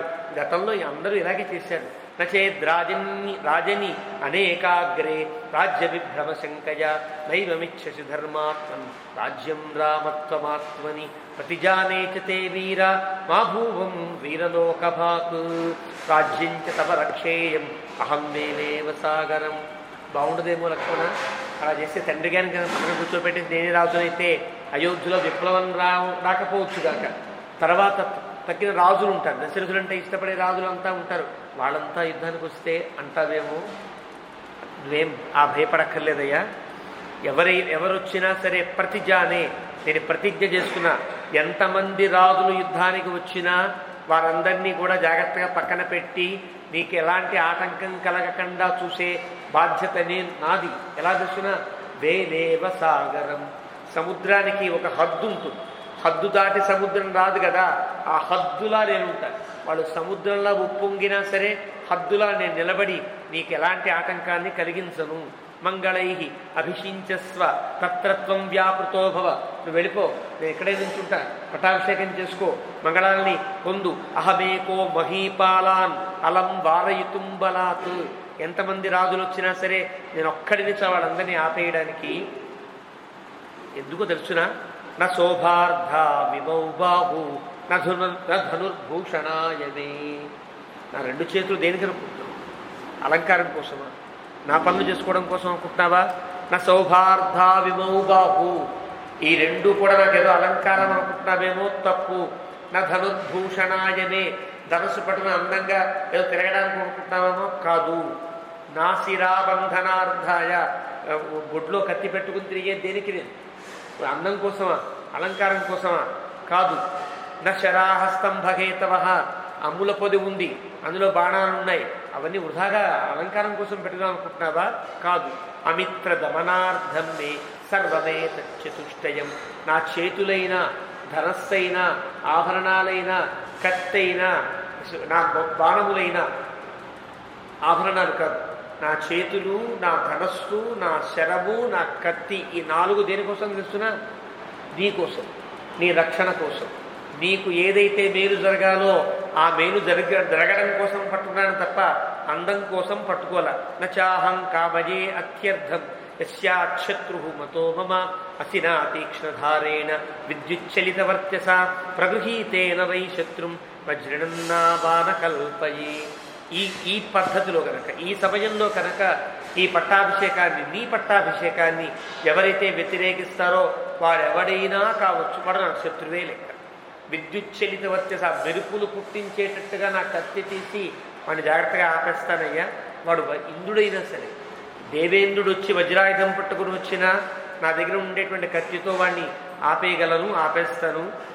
ఖడ్గ నిష్పేష నిష్పిష్టై గహనా దుశ్చరాచమే హస్త్యస్వనర హస్తోరు శిరోభిర్భవితామహి. నీ పట్టాభిషేకం జరగడం కోసం ఎంతమంది రాజులు వచ్చినా వాళ్ళందరినీ ముక్కలు ముక్కలు చేసేస్తారు. ఎన్ని ఏనుగులు వచ్చినా, ఎన్ని గుర్రాలు వచ్చినా, ఎంతమంది ఎంత కాలిబలంతోనో, అశ్వబలంతోనో, రథబలంతోనో, గజబలంతోనో, చతురంగ బలాలతో ఎంతమంది వచ్చినా వారందరినీ చేసి ఈ భూమినంతా కూడా అలా రక్తసిక్తం చేసినా సరే, అయినా సరే నీకు మాత్రం పట్టాభిషేకం చేసే బాధ్యత నాది. కాబట్టి ఖడ్గధారా హతామేద్య దీప్యమానా ఇవాద్రయ పతిష్యంతి ద్విపా భూమౌ మేఘాయివ స విద్యుత. నా మీద ఉరికే ఏనుగులని ఒక దెబ్బతో కొట్టారంటే కొండలు పడినట్లుగా కింద పడిపోతాయి, సందేహం లేదయ్యా. అలాగా వాటిని కొండలు పిండి చేసేటట్టుగా ఏనుగులను కింద పడేట్టుగా చేస్తాను. బద్ధ గోధాంగుడిత్రాణి ప్రగృహీత శరాసనే కథం పురుషమానీ స్యాత్ పురుషాణం మయి స్థితే. ఉడుములు అంటారు, ఉడుముల యొక్క చర్మాలు కట్టుకుని ఉంటారు. ఉడుము చర్మంలోకి ఎలాంటి బాణము దిగదు. ఇప్పుడు మనం ఏదో ఒక ప్రూఫ్ అంటారే, ఎలాంటి బుల్లెట్ ప్రూఫ్లు అలా రకరకాల ప్రూఫ్స్ ఉన్నాయి. అలాగా ఉడుము చర్మంతో కవచాలు ఉంటాయి. ఉడుము చర్మంతో ఉండే కవచం కట్టుకుంటే ఎంత బాణం వేసినా దానికి గుచ్చుకో సరిగదా, గుచ్చుకొని వంగి కింద పడిపోతుంది. అలాంటి కవచాలు అలాంటి బద్ధ గోధాంగునిత్ర, అలాంటి గోధాంగుని కట్టుకుని, అంటే ఆ ఉడివి చర్మాన్ని కవచంగా పెట్టుకుని, నేను కనుక ధనస్సు పట్టుకుని రంగంలోకి దిగితే రామ కథం పురుషమాసీస్య మానీస్యాతు పురుషాణం మయి స్థితే, నేను వీరుణ్ణి అని చెప్పగలిగే మగాడెవడైనా ఉన్నాడా ఈ లోకంలో? నేను నుంచుంటే చాలు, ఎవ్వడు లేడయ్యా. బహుభిశ్చైకమత్యస్యన్ అనేకేన చ బహూన్ జనాన్ వినియోక్ష్యామ్యహం బాణాన్ నృవాది గజమర్మసు. ఇంకేంటి తెలుసునా, ఒకసారి ఒక బాణం వెయ్యను, 4 బాణాలు 4 వేళ్లతో వేస్తా. ఈ మధ్యకాలం చూసాం కూడా, అలా 4 వేళ్లతో బాణాలు తీసి ఒక్కొక్క బాణాన్ని ఒక్కొక్కటి తగిలేటట్టుగా. ఐకమత్యస్య అంటే బాణములను ఏకంగా గుత్తిగా తీసి వేయగలిగే సామర్థ్యం నాకున్నది అని చెప్తున్నాడు లక్ష్మణస్వామి. అంటే ఈ రకమైన విద్య కూడా తెలిసిన వాడని తన మాటల్లో తెలుస్తుంది. బహుభిహి చ ఐకమత్యస్య, చాలా బాణాలు తీసి ఒకేసారి వేయగలిగితే అవన్నీ ఒక దగ్గరికి వెళ్ళవు. ఎవరికి ఎలా తగలాలో ఆ యాంగిల్ చూసి మరీ కొట్టగలరు. కానీ ఎంతమంది నా మీదకి యుద్ధానికి వచ్చినా, ఎన్ని బాణములతో వాళ్ళు ఒకే మారు నా మీద యుద్ధానికి వచ్చినా అంతమందిని ఒకేసారి చంపగలిగేటువంటి పరాక్రమం నా దగ్గర ఉన్నదయ్యా. ధ్రువాజి గజమర్మసు అద్యమేస్త్ర ప్రభావస్య ప్రభావ ప్రభవిష్యతి రాజ్యస్య అప్రభుతాం కర్తుం ప్రభుత్వం తవ చ ప్రభో. ఇప్పుడే దశరథుని యొక్క రాజ్యాన్ని అంతం చేస్తున్నా, నీ రాజ్యాన్ని ప్రారంభింపచేస్తున్నా. అద్యమే అస్త్ర ప్రభావస్య, నా యొక్క అస్త్ర ప్రభావం, నా ప్రభావం అందరికీ తెలియాలి, తెలిసి నీకు పట్టాభిషేకం చేస్తా అని అని అద్య చందనసారస్య కేయూరామోక్షణస్య చ వసూనాంచ విమోక్షస్య సుహృదాం పాలనస్య చ అనురూపౌ ఇమౌ బాహు రామకర్మ కరిష్యతః. ఈ 2 చేతులు కూడా ఓ చంద్రం పూసుకోవడానికి అనుకుంటున్నావేమో కాదు. కేయూరామోక్షణస్య చ ఆభరణాలు తగిలించుకుని ఆనందంగా తిరగడానికి అనుకుంటున్నావేమో కాదు. వసూనాంచ విమోక్షస్య, ఏవో దానాలు ధర్మాలు చేయడానికయ్యా చేతులు అంటావా, అది కూడా కాదు. సుహృదాం పాలనస్య చ, నా వారం రక్షించుకోవడానికి అనుకుంటావా, అది కూడా కాదు. దేనికోసం నీ 2 చేతులు అడిగితే అనురూపౌ ఇమౌ బాహు రామ కర్మ కరిష్యతః, రామకర్మ కరిష్యతః. ఈ 2 చేతులు కూడా కేవలం నీ సేవకి మాత్రమే దేవుడు నాకు ఇచ్చాడు. నీ పట్టాభిషేకానికి విఘ్నం కలుగుతూ ఉంటే ఆ విఘ్నాలు తొలగించి నీకు పట్టాభిషేకం చేయడం కోసమే నాకు 2 చేతులు దేవుడు ఇచ్చాడు తప్ప, 2 చేతులు ఉన్నాయి తప్ప వేరే అలంకారాల కోసమో చందనాల కోసమో దానాల కోసమో కాదు. కాబట్టి బ్రవీహి కహ అద్యైవ మయా వియుజ్యతాం తవా సుహృత్ ప్రాణయశస్సుహృజ్జనై యథా తవేయం వసుధావశే భవేత్ తథైవ మాం శాధి తవాస్మి కింకరః. నువ్వు చెప్పు, ఎవరెవరిని ఎలా చంపాలో చెప్పు, ఎవరెవరిని అడ్డంకి లేకుండా చేయాలో చెప్పు, వారందరినీ చేస్తా, నన్ను శాసించు, నీ కింకరుణ్ణి అని. ఏం చెయ్యాలో చెప్పు అనలా. కురుక్షేత్రంలో అయితే కనుక భారత యుద్ధానికి ఆరంభంలో అయితే అర్జునుడు బోధంతా విని, నేను నీ కింకరుణ్ణి, ఏం చేయాలో నాకేం తెలియట్లేదు, నష్టో మోహ స్మృతిర్లబ్ధ, ఇప్పటికి మోహం తీరింది, నువ్వేం చెబితే అది చేస్తా అన్నాడు అర్జునుడు. లక్ష్మణస్వామి అలా అండల్లా. ఏమంటాడంటే ఎవరెవరిని చంపాలో చెప్పు, ఎవరెవరిని నీకు అడ్డం తొలగించాలో చెప్పు, అది చెప్పు నీకు కింకరహ. కింకరహ అంటే అర్థం ఏం చెయ్యాలో చెప్పు అంటూ ఉండేవాడు. కరవాణి కింకరవాణి ఇది కింకరహ. వచ్చి ఇంకా ఏం చేయమంటారండి, ఇంకా ఏం చేయమంటారండి, మీరు చెప్పిన ఆ పని చేశాను, ఇంకా ఏం చేయమంటారు అంటూ పక్కనే ఉండేవాడిని కింకరహ అని అంటారు. ఈయనంటున్నాడు అవన్నీ ఎలా చెయ్యాలో చెప్పు, ఇంకా ఏం చేయాలో చెప్పు. అంటే నా ఉద్దేశ్యం నీకు పట్టాభిషేకం కావడం తప్ప నువ్వు వద్దు అంటే మానేటట్టుగా నేను లేను. లక్ష్మణ, ఈ కోపం తగ్గించుకో అంటే ఆగను, వాళ్ళందరినీ ఎవరెవరిని ఎలా అడ్డంకి తొలగించాలో చెప్పు అంటాడు. అని ఈ తవ అస్మి కింకరః అని ఒక్కసారి తల వంచి రాముడి పాదాల దగ్గర నుంచున్నాడు. విముర్జ్య బాష్పం పరిశాంత్య చ అసకృతు సలక్ష్మణం రాఘవం శవర్ధన. చూస్తే కోపంతో ఊగిపోతున్నాడు కదా. కేవలం రాముని మీద ప్రేమ తప్ప ఎవరి మీద ద్వేషం లేదు పాపం లక్ష్మణస్వామి. తండ్రి మీద ద్వేషమేం లేదు, తల్లి మీద ఏం లేదు. రాముడికి కలిగే సుఖం లేకుండా పోతోందని బాధ తప్ప ఇంకేం కనిపించట్లా. ఒక్కసారి ఇలా అని ఘోరును ఏడవడం ప్రారంభించాడు లక్ష్మణుడు. వాల్మీకి చెప్పల. పైన శ్లోకంలో విమృజ్య బాష్పం పరిశాంత్యచ అసకృత్. లక్ష్మణస్వామిని లేపి కళ్ళు తుడిచి అన్న ఊరుకో బాధపడుకో అన్నాడు రాముడు అని చెప్తాడు. అంటే ఎంత బాధపడ్డాడో లక్ష్మణస్వామి చెప్పకుండా వాల్మీకి చెప్పాడు. సలక్ష్మణం రాఘవవంశవర్ధన. నిజంగా లక్ష్మణస్వామి అలా మాట్లాడే దగ్గర నుంచి ఉంటే రాముడు ఇంకా కోపంగా మాట్లాడి జాగ్రత్త అనేవాడు. అలా లేడు పాపం లక్ష్మణుడు. ఇన్ని మాట్లాడేసి బేలగా అయిపోయి అంటే ఇంకేం చేయలేని స్థితిలో ఏడవడం ప్రారంభిస్తే రాముడు లేపి కళ్ళు తుడిచి ఒకసారి కౌగిలించుకుని పరిశాంత్యచ అసకృత్. ఒక్కసారి కాదు, కళ్ళు తుడుస్తుంటే ధారణ కారుతున్నాయి ఏడుపుతో. మళ్ళీ అసకృత్ ఒక్కసారి కాకుండా చాలా మార్లు తుడిచి ఇలా అంటున్నాడు, లక్ష్మణ నాన్నగారు చెప్పింది వినాలి కదా అంతే, ఇంకేమన్నా.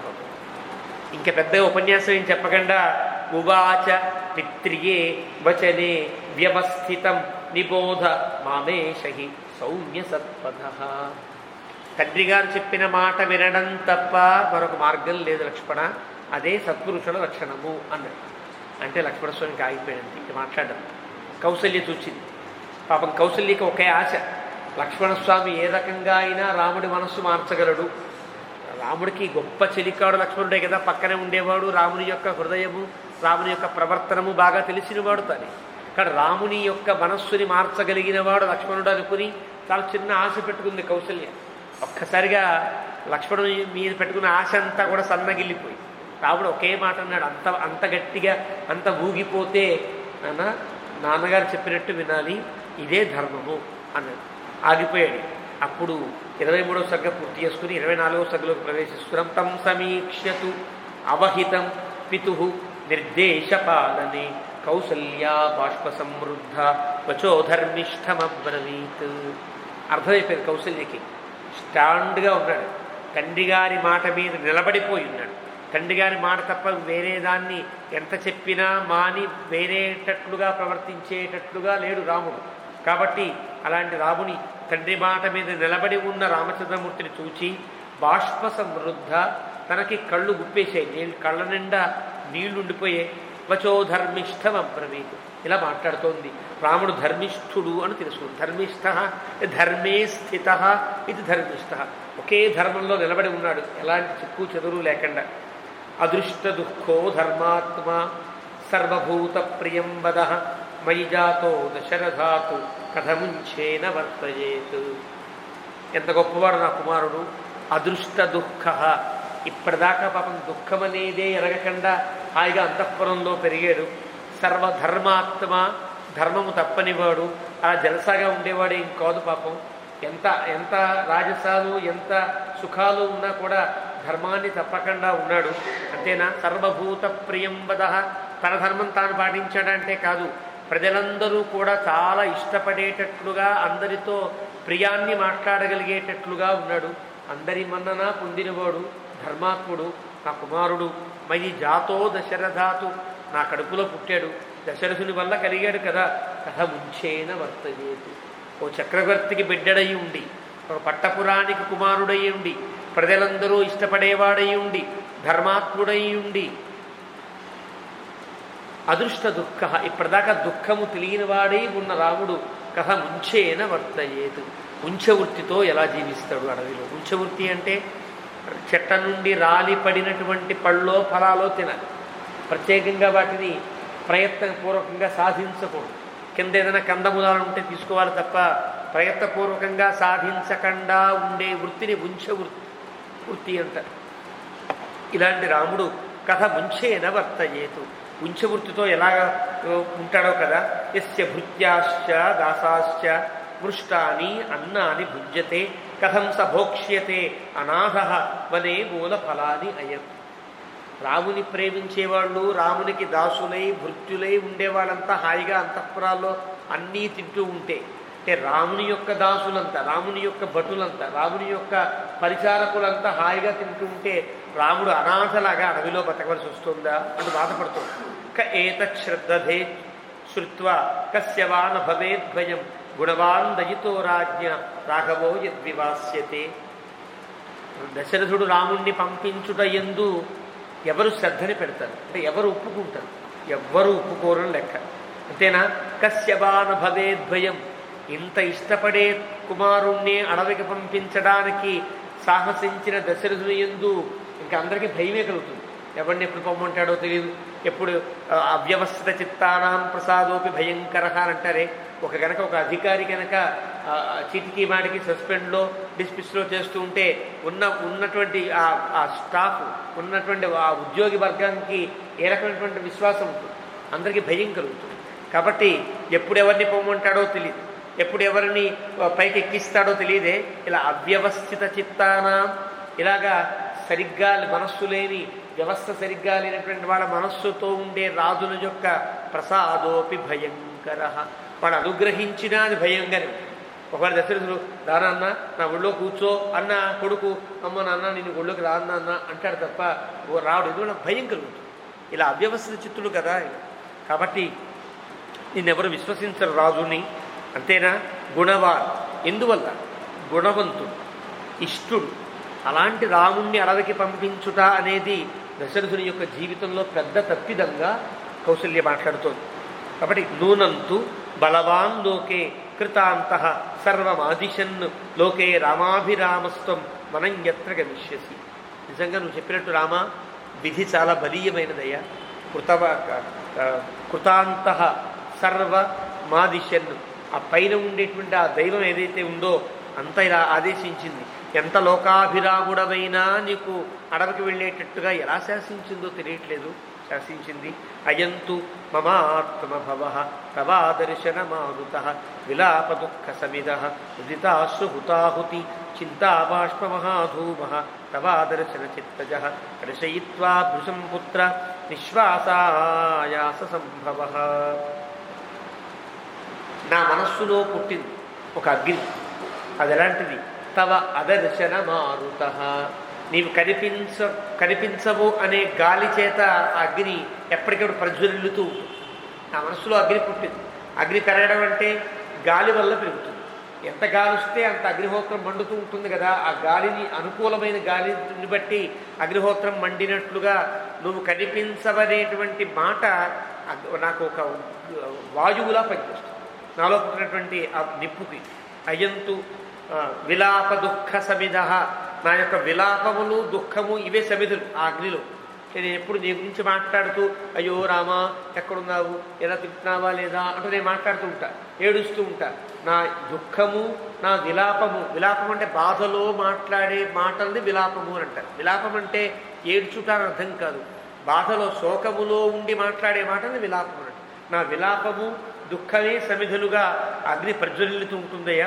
వృద్ధిత అశ్రుహుతాహుతి, నా కంటి నిండా కారేటువంటి, కంటి నుండి కారేటువంటి ఆ అశ్రుధారలే ఆజ్యధారల్లాగా ఇంకా అగ్నిహోత్రం ఇంకా మండుతూనే ఉంటుంది. చింత బాష్ప మహాధూమ, నీకోసమే ఆలోచించే చింత ఏదైతే ఉంటుందో అది పెద్ద పొగలాగా వ్యాపిస్తూ ఉంటుంది. కాబట్టి ఇలాంటి అగ్ని ఎవరిని కాలుస్తుంది? నాలో పుట్టింది కదా అగ్ని, నన్నే కాల్చేస్తుంది. నేనే కాలిపోతా. నేనే కలుషయిత్వా భృశం పుత్ర విశ్వాస ఆయాస సంభవ, నాలో పుట్టిన ఈ అగ్నితో నేనే దహించుకుపోతానయ్యా. త్వయా విహీనాం ఇహమాం శోకాగ్ని అతులో మహాన్ ప్రదక్ష్యతి యథా కక్షం చిత్రభాను హిమాత్యయే. నాలో పుట్టిన ఈ శోకాగ్ని నన్ను అతులమైన మహా గొప్పదై నన్ను ఏం లేకుండా చేస్తుందయ్యా. ఎలాగైతే హేమంత ఋతువులో మంచులన్నింటినీ కూడా సూర్యుడు రాగానే కరిగి అవన్నీ కూడా నామరూపాలు లేకుండా అయిపోతాయో, నీ యొక్క దుఃఖం వల్ల, నీ వల్ల కలిగే దుఃఖం వల్ల నా జీవితం అంతా ఇలా అయిపోతుంది. కాబట్టి కథం హి ధేను స్వంవత్సం గచ్చంతం నానుగచ్చతి అహంత్వా అనుగమిష్యామి ఎత్ర పుత్ర గమిష్యసి. కాబట్టి మళ్ళీ నా మాట వినే.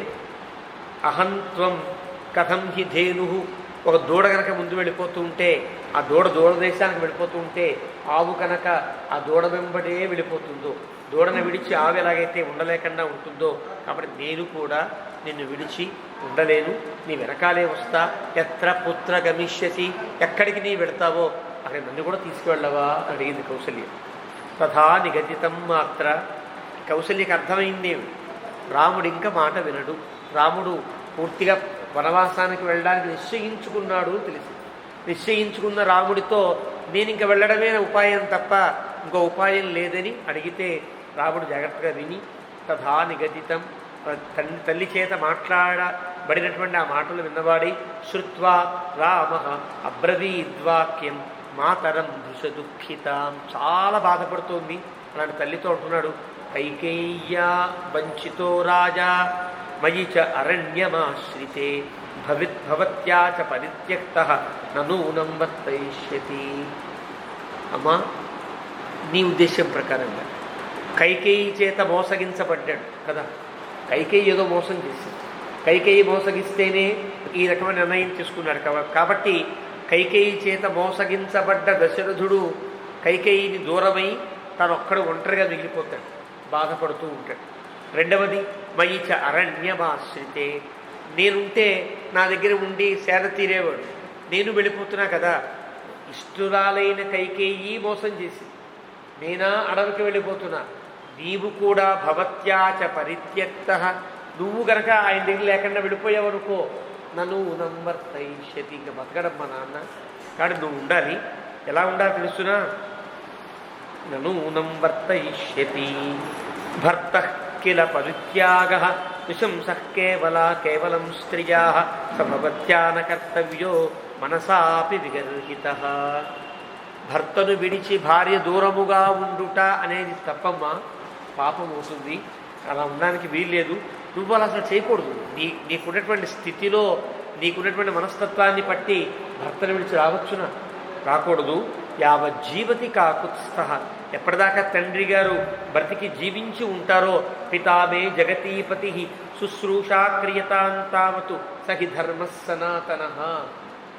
భర్త లేనప్పుడు భార్యలు తల్లులు కుమారుల వెంట వెళ్ళాలి తప్ప భర్త ఉన్నప్పుడు వెళ్ళడానికి శాస్త్రం అంగీకరించదమ్మా. భర్త దగ్గరే ఉండాలి. కాబట్టి ఏది సనాతనమైన ధర్మం, నువ్వు తండ్రి గారి యొక్క యావజ్జీవం నీవు ఆయన దగ్గర ఒక సేవ చేస్తూ ఆయన్ని ఆనందపరుస్తూ ఉండవలసిందే. ఇది ఏవముక్తాతు రామేణ. రాముడు చాలా నిక్కచ్చిగా చెప్పాడు, ఏమాత్రం మళ్ళీ ఉపన్యాసంలోకి వెళ్ళకుండా సూటిగా చెప్పాడు. ఇలా అనగానే ఏవముక్తాతు రామేణ కౌసల్యా శుభదర్శన తథా ఇత్యువాచ సుప్రీత రామం అక్లిష్టకారి. అక్లిష్టకారిణం అంటారు వ్యాఖ్యాత. అక్లిష్టకారి అంటే అర్థం ఎక్కడెక్కడ ఎలా మాట్లాడాలో తెలిసి ఎదుటివాడు ఎంత మొండి పట్టు పట్టినా వాడిని జాగ్రత్తగా వాడి మనసు నొప్పించకుండా వాడిని ఒప్పించేటట్లుగా ఉండేటువంటి ఒక మాట తీరు కలిగిన వాడు అని చెప్తారు. అక్లిష్టకారి, అక్లిష్టకర్మ అంటారు. అక్లిష్టము అంటే గందరగోళం చేసేయడం. ఒక సమస్య ఏర్పడింది అనుకోండి, ఆ సమస్యని అబ్బో ఈ సమస్య ఏర్పడింది, వాడి వల్ల ఏర్పడింది, వీడి వల్ల ఏర్పడింది, ఎప్పుడో ఇలాగా సమస్యను పెంచుతాం. ఒక ముడిపడినటువంటి దానికి అర్థం కాకపోతే మరొక ముడి వేస్తాం. ఆ ముళ్ళు పెరిగిపోతూ ఉంటుంది, అది చిక్కుముడిపడి రాకుండా అయిపోతుంది. సాధారణంగా లోకంలో జరుగుతుంది. కానీ రాముడు అట్లా కాదు. దాన్ని క్లిష్టకర్మ అని అంటారు. అంటే సమస్య ఎక్కడ పుట్టిందో అర్థం చేసుకుంటే అక్కడే జాగ్రత్తగా తొలగిస్తే పోతుంది తప్ప ఇక్కడ పుట్టిన ఈ సమస్యకి వీడు కారణం, వాడు కారణం, పైన కారణం, కింద కారణం అనుకుంటూ ఉంటే సమస్య జటిలమవుతుంది. కాబట్టి సమస్య అక్కడ పుట్టింది, అక్కడే తేల్చేయాలన్నట్టుగా అక్లిష్ట కర్మ. ఎక్కడ ముడిపడిందో ఆ ముడిని గుర్తించి విడిచేటట్టుగా చేయగలిగిన వాడు, గ్రంథిని జాగ్రత్తగా గుర్తించి లేకుండా చేసేవాడు రాముడు. కాబట్టి అక్లిష్ట కర్మ అంటారు. అందువల్ల లక్ష్మణస్వామిలాగా మాట్లాడేవాడు ఉంటాడు. ఇంకా అంతకుమించి ఏం మాట్లాడతారు? లక్ష్మణుణ్ణి చల్లపరిచాడు. ఒక తల్లిని నీవు తప్ప నేను ఉండలేనయ్యా, నేను విడిచి ఉండలేనంటే అలాంటి తల్లిని కూడా చల్లపరిచేటట్టుగా మాట్లాడాడని వాల్మీకి యొక్క ప్రయోగం. రామం అక్లిష్టకారిణం అన్నాడు. అలాంటి అక్లిష్టకర్ముడు రామచంద్ర ప్రభు అని. కాబట్టి అలాంటి రాముడితో శుభదర్శన. ఒక్కసారి ధారలు కట్టి కారే కన్నీరు కాస్త ఆగిపోయింది. రాముడి మాటతో ఒక్కసారి స్థిమితపడింది. ఓహో, నేను భర్త దగ్గరే ఉండి సేవ చేసుకోవాలి. నిజంగానే కదా, కైకేయి మీద దశరథుడు కోపం వచ్చి విడిగా వచ్చేస్తే నేను గనక దగ్గర లేకపోతే, రాముడు లేకపోతే ఆయన ఏమవుతారు? ఆయన దగ్గరే ఉండాలి అని నిర్ణయించుకుని సుప్రీత అంటాడు. చాలా ఆనందపడింది మనస్సులో. ఇంత చెప్తున్నా ఇవన్నీ కాదమ్మా, నేను ఇక్కడే ఉంటాను, లేదా సరియు నదికి అవతల పక్క ఏదో వచ్చిన బిల్డింగ్ వేసుకుని అక్కడే ఉందామమ్మా అన్నవాడు కూడా కాదు రాముడు. అడవికి వెళ్ళాల్సిందే, అయోధ్య విడవాల్సిందే, అడవికి వెళ్ళాల్సిందే అనే మాటలో ఉన్నాడే. ఎంత ధర్మాత్ముడు నా కుమారుడు. ఇలాంటి కుమారుణ్ణి కన్న నేనంత ధన్యురాలను అనుకుంటూ సుప్రీత అంటే ఇంత గొప్ప కుమారుని కన్న ఘనతని గుర్తొచ్చి ఆనందించింది తప్ప రాముడు అడవికి వెళుతూ ఉంటే ఆనందించరా కదా. సుప్రీత అని ఎందుకన్నాడండి వాల్మీకి అంటే ఇంత ధర్మం మీద ఉండి నిలబడి ఎంత కష్టమైనా నేను పొందుతాననేటువంటి ఒక నిశ్చయం కలిగినటువంటి కుమారుణ్ణి కన్న కడుపు నాది కదా అని పొంగిపోయింది అని ఏవముక్తస్తు వచనం. ఇలా పైనటువంటి రాముడు రామో ధర్మభూతాంబర భూయ తావబ్రవీద్వాక్యం మాతరం మృషు దుఃఖితాం. మళ్ళీ రాముడు ఇలా అంటున్నాడు, మయా చైవ భవత్యాచ కర్తవ్యం వచనం పితు రాజా భర్త గురుశ్రేష్ఠ సర్వేషామీశ్వర ప్రభు. ఒక 5 విశేషణాలు వేశాడు. అమ్మా నువ్వు నేను కూడా నాన్నగారి మాట వినాలి, తప్పదు. నాన్నగారి మాట విని తీరవలసినదే. యథా ఎలాగంటే రాజా మనకి ముందు రాజు, తర్వాత నీకు భర్త, మనందరికంటే పెద్దవాడు, అంతేనా శ్రేష్ఠుడు, ధర్మశ్రేష్ఠుడు ఆయన.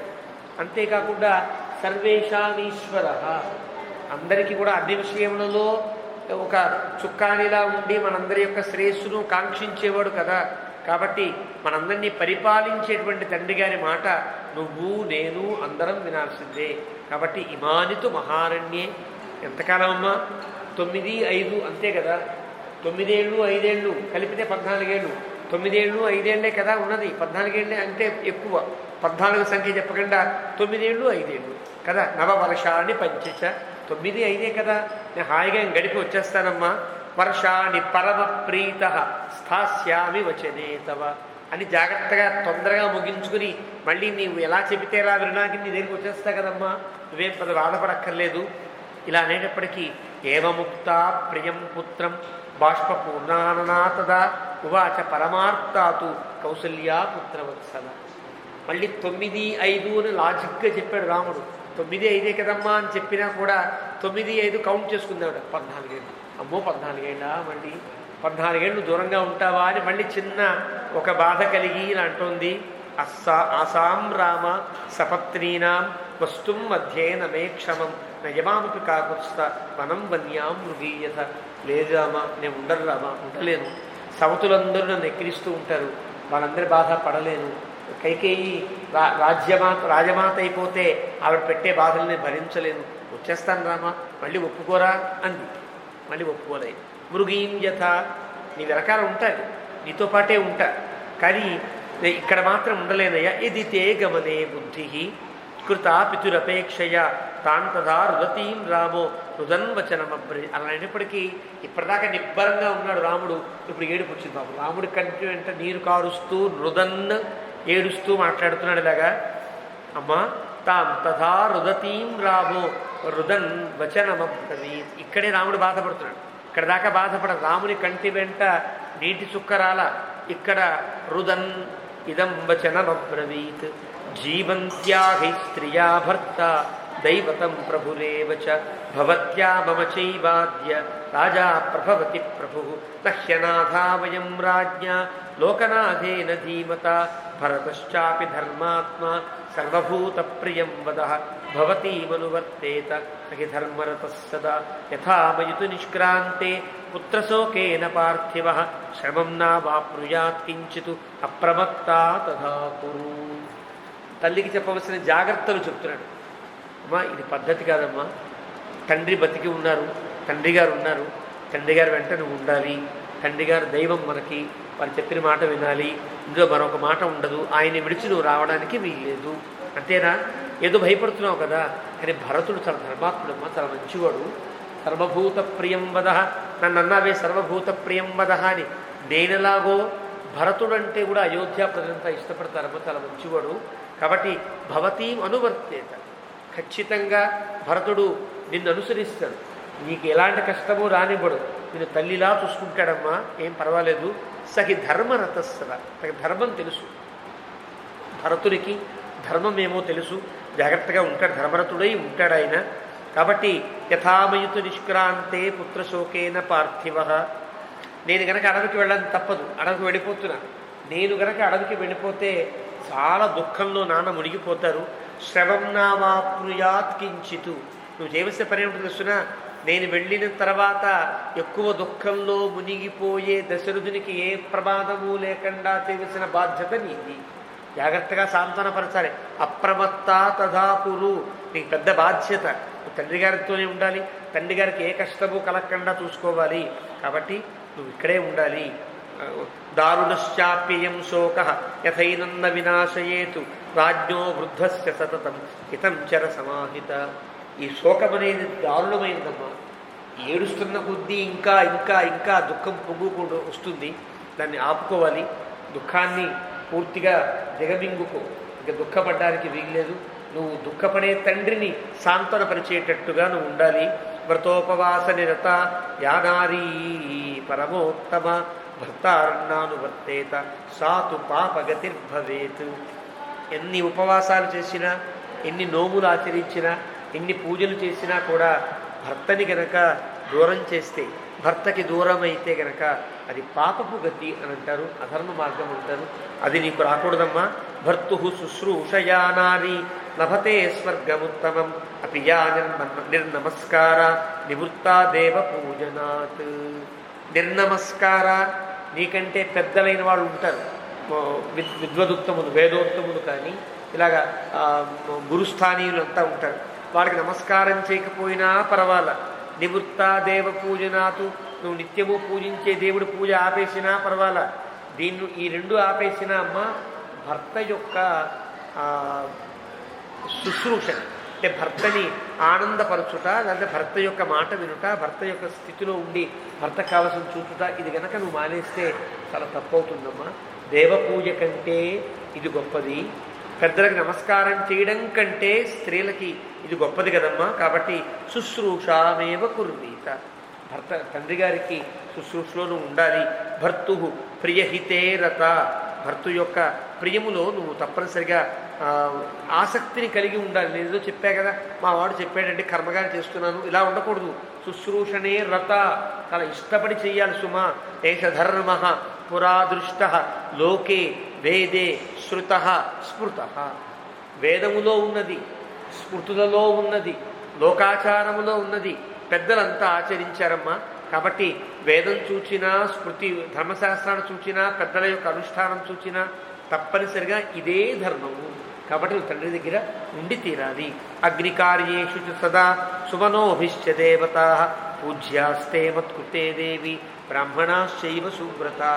అలాగే అన్నీ మానేస్తావేమో, తండ్రిగా శుశ్రూషే గొప్పది, పూజలు మాని అన్నాను కదా మానేస్తావేమమ్మా. మానకమ్మా, నువ్వు చేసే పూజలన్నీ చేయాలి. ఎలా ఉండాలి? అగ్నికార్యేషు, నువ్వు చేసే అగ్నికార్యాల ఎందుకు కానీ, దేవతలు నీ చేత పూజింపబడే దేవతలందరూ కానీ, మత్కృతే దేవి, మా అబ్బాయి బాగుండాలి, మా ఆయన బాగుండాలని చెయ్యమ్మా. కాబట్టి బ్రాహ్మణాశైవ సువ్రతా, నీ దగ్గర ఉండేటువంటి ఆ విద్వదుత్తములు ఉన్నారే, వాళ్ళంతా నువ్వు ఎలా చెప్పితే అలా జాగ్రత్తగా చేస్తారు కదా, వాళ్ళందరి చేత చక్కగా పూజలు చేయొచ్చు. దేనికోసమని?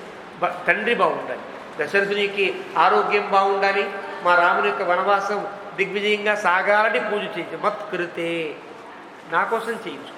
ఏవం కాలం ప్రతీక్షస్వ మమ ఆగమనకాంక్షిని నియతా నియతాహార భర్త శుశ్రూషణే రత.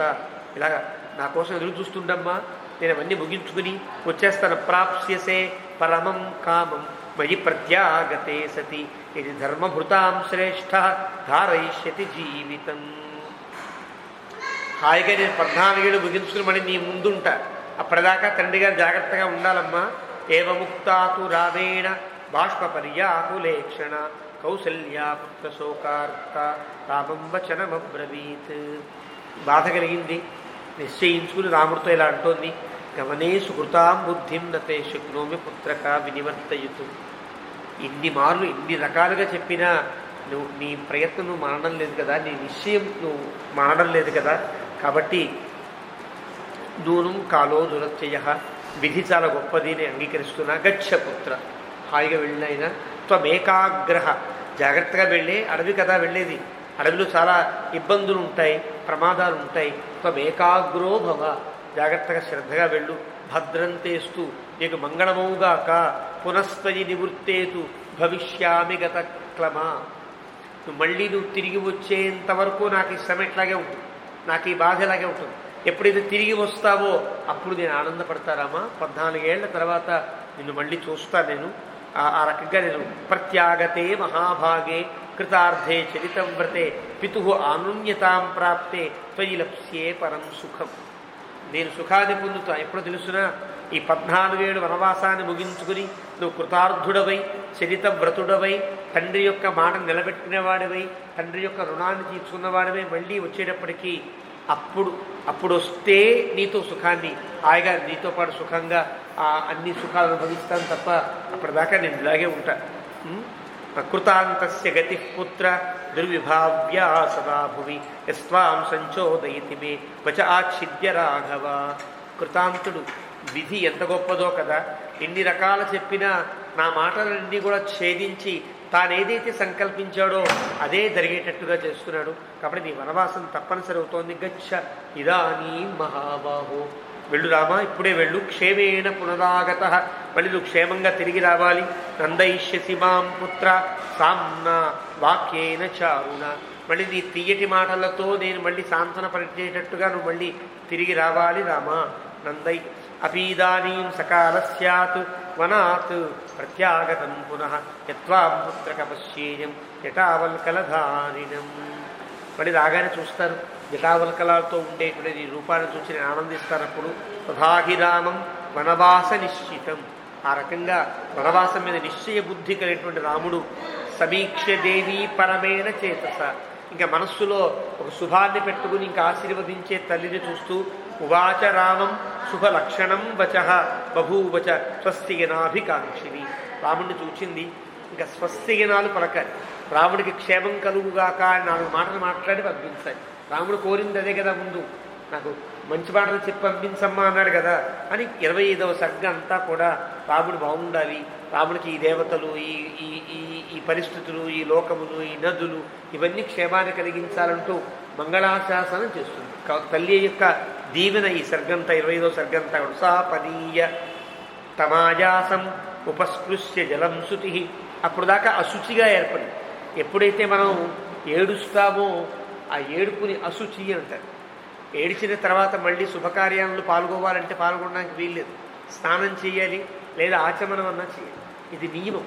ఈ నియమాలు తెలిసిన అప్పటిదాకా ఏడిచింది కదా, గబగబా కళ్ళు తుడుచుకుంది, వెళ్ళింది, జాగ్రత్తగా మళ్ళీ ఆచమనం చేసింది. అంటే వైదిక నిత్యవ్రత పరాయణ అంటాడు 2-3 చోట్ల వాల్మీకి. అంటే నిత్యము కూడా వైదిక క్రియలను ఆచరించడం వలన ఎప్పుడు ఏది చేయాలో తెలిసినటువంటి ఒక అభిజ్ఞ ఈవిడ.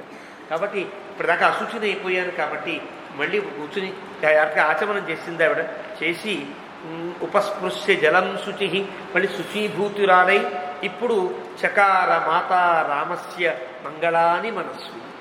ఇప్పుడు తాను మంగళాశాసనం చేయడానికి సిద్ధపడి, అంటే మంగళాశాసనం చేయడానికి తాను శుచిగా ఉండి జాగ్రత్తగా రాముడికి చెప్తోంది.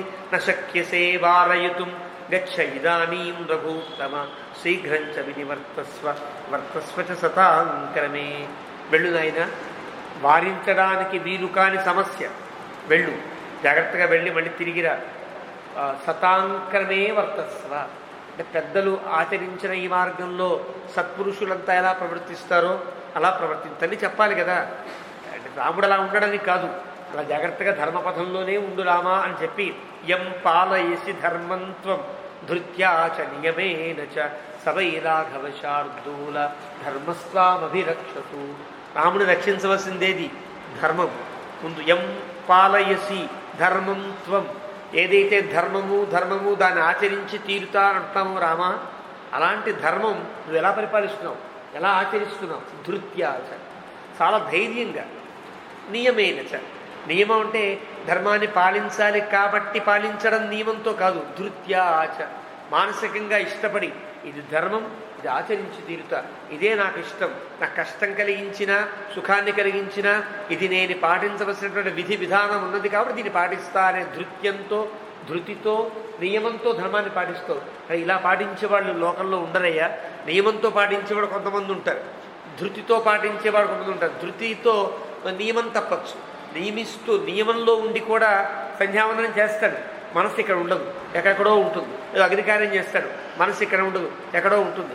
ఆరాధన చేస్తాడు, దేవుడి మీద లగ్నం కాదు, ఏవేవో గుర్తొస్తుంటాయి. ఇది నియమాన్ని పాటిస్తున్నప్పటికి కూడా ధృతి లేకపోవడం. ధృతి ఉంటుంది, ఒక్కోసారి సంధ్యావందనం చేసుకోవాలి, కానీ నీళ్లు పట్టుకోవడం, కూర్చోవడం, ఆసనం చేసుకోవడం ఇవన్నీ చికాగ్గా ఉంది, హాయిగా సంధ్యావందనం చేసుకుంటారు అంటూ మనసులో చేసుకునేవాడు ఒక ఉంటాడు. అది ధృతి సాగుతుంది. ధృతి ఉండి నియమం లేకపోయినా అదొక రకం ఫలాన్ని ఇస్తుంది. నియమమే ఉండి ధృతి లేకపోయినా అదో సగం ఫలాన్ని ఇస్తుంది. నువ్వు అలా కాదయ్యా. ధృత్యాచ నియమేనచ, ధృతి నియమము రెండు ఏకకాలంలో ఉండేటట్టుగా యుగపత్తుగా నువ్వు ఆచరిస్తావు కాబట్టి అలాంటి ధర్మం నిన్నంటే ఇష్టపడుతుంది, నువ్వంటే ఇష్టపడుతుంది.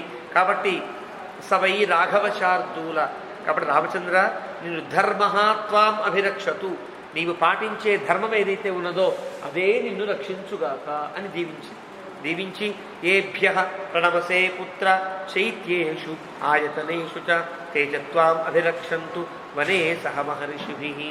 చైత్యములంటే చత్వరములంటారు. 4 రోడ్ల కూడలిలో కూడా పెద్దల యొక్క విగ్రహాలని, దేవతామూర్తుల విగ్రహాలని, గుర్తులని పెడతారు. వాటికి నమస్కారం చేయాలి. 4 రోడ్ల కూడలి వస్తే అక్కడ ఏ దేవుడు లేకపోయినా కూడా అదొక ధర్మస్థలంగా భావించాలని శాస్త్రం. అందుకనే 4 రోడ్ల కూడలికి వచ్చేటప్పటికీ ఆ కూడలి కూడా ఒక చైత్యము అంటారు. చైత్యం అంటే దేవాలయముతో సమానమైనది. అక్కడ ఆ 4 రోడ్ల కూడలి కూడా ఒక గౌరవభావంతో చూస్తారు. కాబట్టి చైత్యేషు ఆయతనేషు చ, అక్కడ దేవతల్ని ప్రార్థన చెయ్యాలి. ఎందుకు ప్రార్థన చెయ్యాలి? 2 రకాలు. మనం జాగ్రత్త దాటాలి కదా. ఒక సెంటర్ దాటాలంటే ఈ పక్క నుంచి ఓ వెహికల్, ఈ పక్క నుంచి ఓ వాహనం, ఆ పక్క నుంచి ఎవడో వస్తాడు, ఈ వెనకాల నుంచి కూడా ఎవడో వస్తాడు. ఏ కష్టము లేకుండా నేను 4 రోడ్ల కూడని దాటడానికి మనం ఏం చేయాలి? దైవ ప్రార్థన చేయాలి. జాగ్రత్తగా హాయిగా దేవుడు దేవల్ల నేను జాగ్రత్తగా దాటాలి అనుకుంటామే. ఆ రకంగా దేవుణ్ణి స్మరించేవాడు కొంతమంది ఉంటారు కదా. ఏభ్య ప్రణమసే పుత్ర చైత్యేషు ఆయతనేషు చ, అలాంటి 4 రోడ్ల కూడళ్ళయందు దేవుణ్ణి ప్రార్థించాలి. ఆ పక్క దేవాలయాలు కనిపిస్తాయి. ఆయతనేషు చ, ఆయతనాల్లో ఉండే దేవుళ్ళు ఉంటారు. తే చ త్వాం అభిరక్షంతు వనే సహ మహర్షిభి, వాళ్ళు కూడా నువ్వు నమస్కరించినా నమస్కరించకపోయినా పక్కన పెట్టే, వాళ్ళు కూడా నిన్ను దీవించి పంపించుగాక అని ఈవిడంటూ. అంటే చైత్యములయుండు ఉండే దేవతలైనా, ఆయతనములలో ఉండే దేవతలైనా కూడా నీకు క్షేమాన్ని కలిగించాలి. అంతేనా? అక్కడ ఉండే మహర్షులు కూడా యాని దత్తాని తే స్త్రాణి విశ్వామిత్రేణ ధీమత తాని త్వామభిరక్షంతు గుణై సముదితం సదా. విశ్వామిత్రుడు నీకు అస్త్రశస్త్రాడిచ్చాడు, అవన్నీ నువ్వు రక్షించుగాక. పితృ శుశ్రూషయ, తండ్రి యొక్క సేవ చేసావు, తల్లి యొక్క సేవ చేసావు, సత్యం యొక్క సేవ చేసావు. చిరంజీవ అభిరక్షిత, ఇలా ఉండేవాడిని చిరంజీవ, నువ్వు హాయిగా ఉండాలి రామా. సమిధలు, దర్భలు, పవిత్రాలు, వేదులు అంటే యజ్ఞములో ఉండేటువంటి ప్రధాన వేదికలు అంటారు. ఆ వేదికలు, ఆయతనానిచ దేవాలయములు, స్థండిలములు, అప్పటికప్పుడు చేసేటువంటి హోమాలకు ఏర్పడ్డ స్థండిలములు, చిత్రానిచ వివిధాలుగా ఉంటాయి. ఇవన్నీ కూడా శైలములు, వృక్షములు, క్షుపాహ హరదాహ. క్షుపాహ అంటే చిన్న చిన్న మొక్కలు, హరదాహ చిన్న చిన్న గుంటలు, ఇవన్నీ నీకు క్షేమం కలిగించాయి. అంటే నదులు, చిన్న చిన్న మడుగులు, చెట్లు, సమిధలు, ఇవన్నీ కూడా నీకు క్షేమాన్ని కలిగించాలయ్యా. పతంగా, పక్షులు, పన్నగాహ పాములు, సింహములు, ఇవన్నీ కూడా నీకు క్షేమాన్ని కలిగించాలి. స్వస్తి సాధ్యాశ్చ విశ్వేచ మరుతశ్చ మహర్షి, ఈ సర్గంతా అంతే. ఈ దేవతను రక్షించాలి. సాధ్య అనే దేవతలు ఉంటారు. సిద్ధులు, సాధ్యులు అని దేవతల జాతిలో ఉండేటువంటి వాడు. ఆదిత్య, విశ్వ, వసవస్తుషిత, భాస్వరానిలాహ, మహారాజిక, సాధ్యాశ్చ, రుద్రాశ్చ, గణదేవత హరి, వీళ్ళంతా దేవతల్లో విభాగాలు ఉంటాయి. దేవతలంతా ఒక్కలాంటి వారు కాదు, వాళ్ళలో మళ్ళీ తెగలు ఉంటాయి. అవన్నీ విద్యాధర, అప్సర, యక్ష, రక్షో, గంధర్వ, కిన్నరాహ, పిశాచ, గుహ్యక, సిద్ధ, భూత, అవి దేవయోనయ. దేవజాతుల్లో ఇంతమంది దేవజాతులు ఉంటాయి. అవన్నీ నువ్వు రక్షించుగాక, వారందరూ నేను రక్షించుగాక. మరుతశ్చ మహర్షయ స్వస్తి ధాత విధాత చ స్వస్తి పూషా భగ అర్యమ. 12 రకాల ఆదిత్యులు ఉంటారు. సూర్య భగవానుడు 12 రూపాలతో ఉంటాడు కదా. 12 రూపాలతో ఉండే సూర్యుడు నేను రక్షించుగాక. లోకపాలకులు, దిక్పాలకులు, ఇంద్రుడు, అగ్ని, యముడు, నిరుతి, వరుణదేవుడు, వాయువు, సోముడు, పరమశివుడు, వీళ్ళంతా నేను రక్షించుగాక. దివానిచ కర్తవశ్చ పక్షాశ్చ మాసాహ సంవత్సరాహ క్షపాహ, ఇవన్నీ కూడా రక్షించుగాక. ఋతువులు, పక్షములు, తిథులు, వారములు, నక్షత్రములు, యోగములు, కరణములు, ఇవన్నీ నీకు అనుకూలముగాక అని అర్థం. దినాని చ ముహూర్తాలు అంతేనా. స్వస్తి కుర్వంతు తే స్మృతి ధృతి ధర్మశ్చ పాంతు త్వాం పుత్ర సర్వదా. నీ ధైర్యం నిన్ను రక్షించుగాక, నీ నియమం రక్షించుగాక, నీ ధర్మం నిన్ను కాపాడుగాక.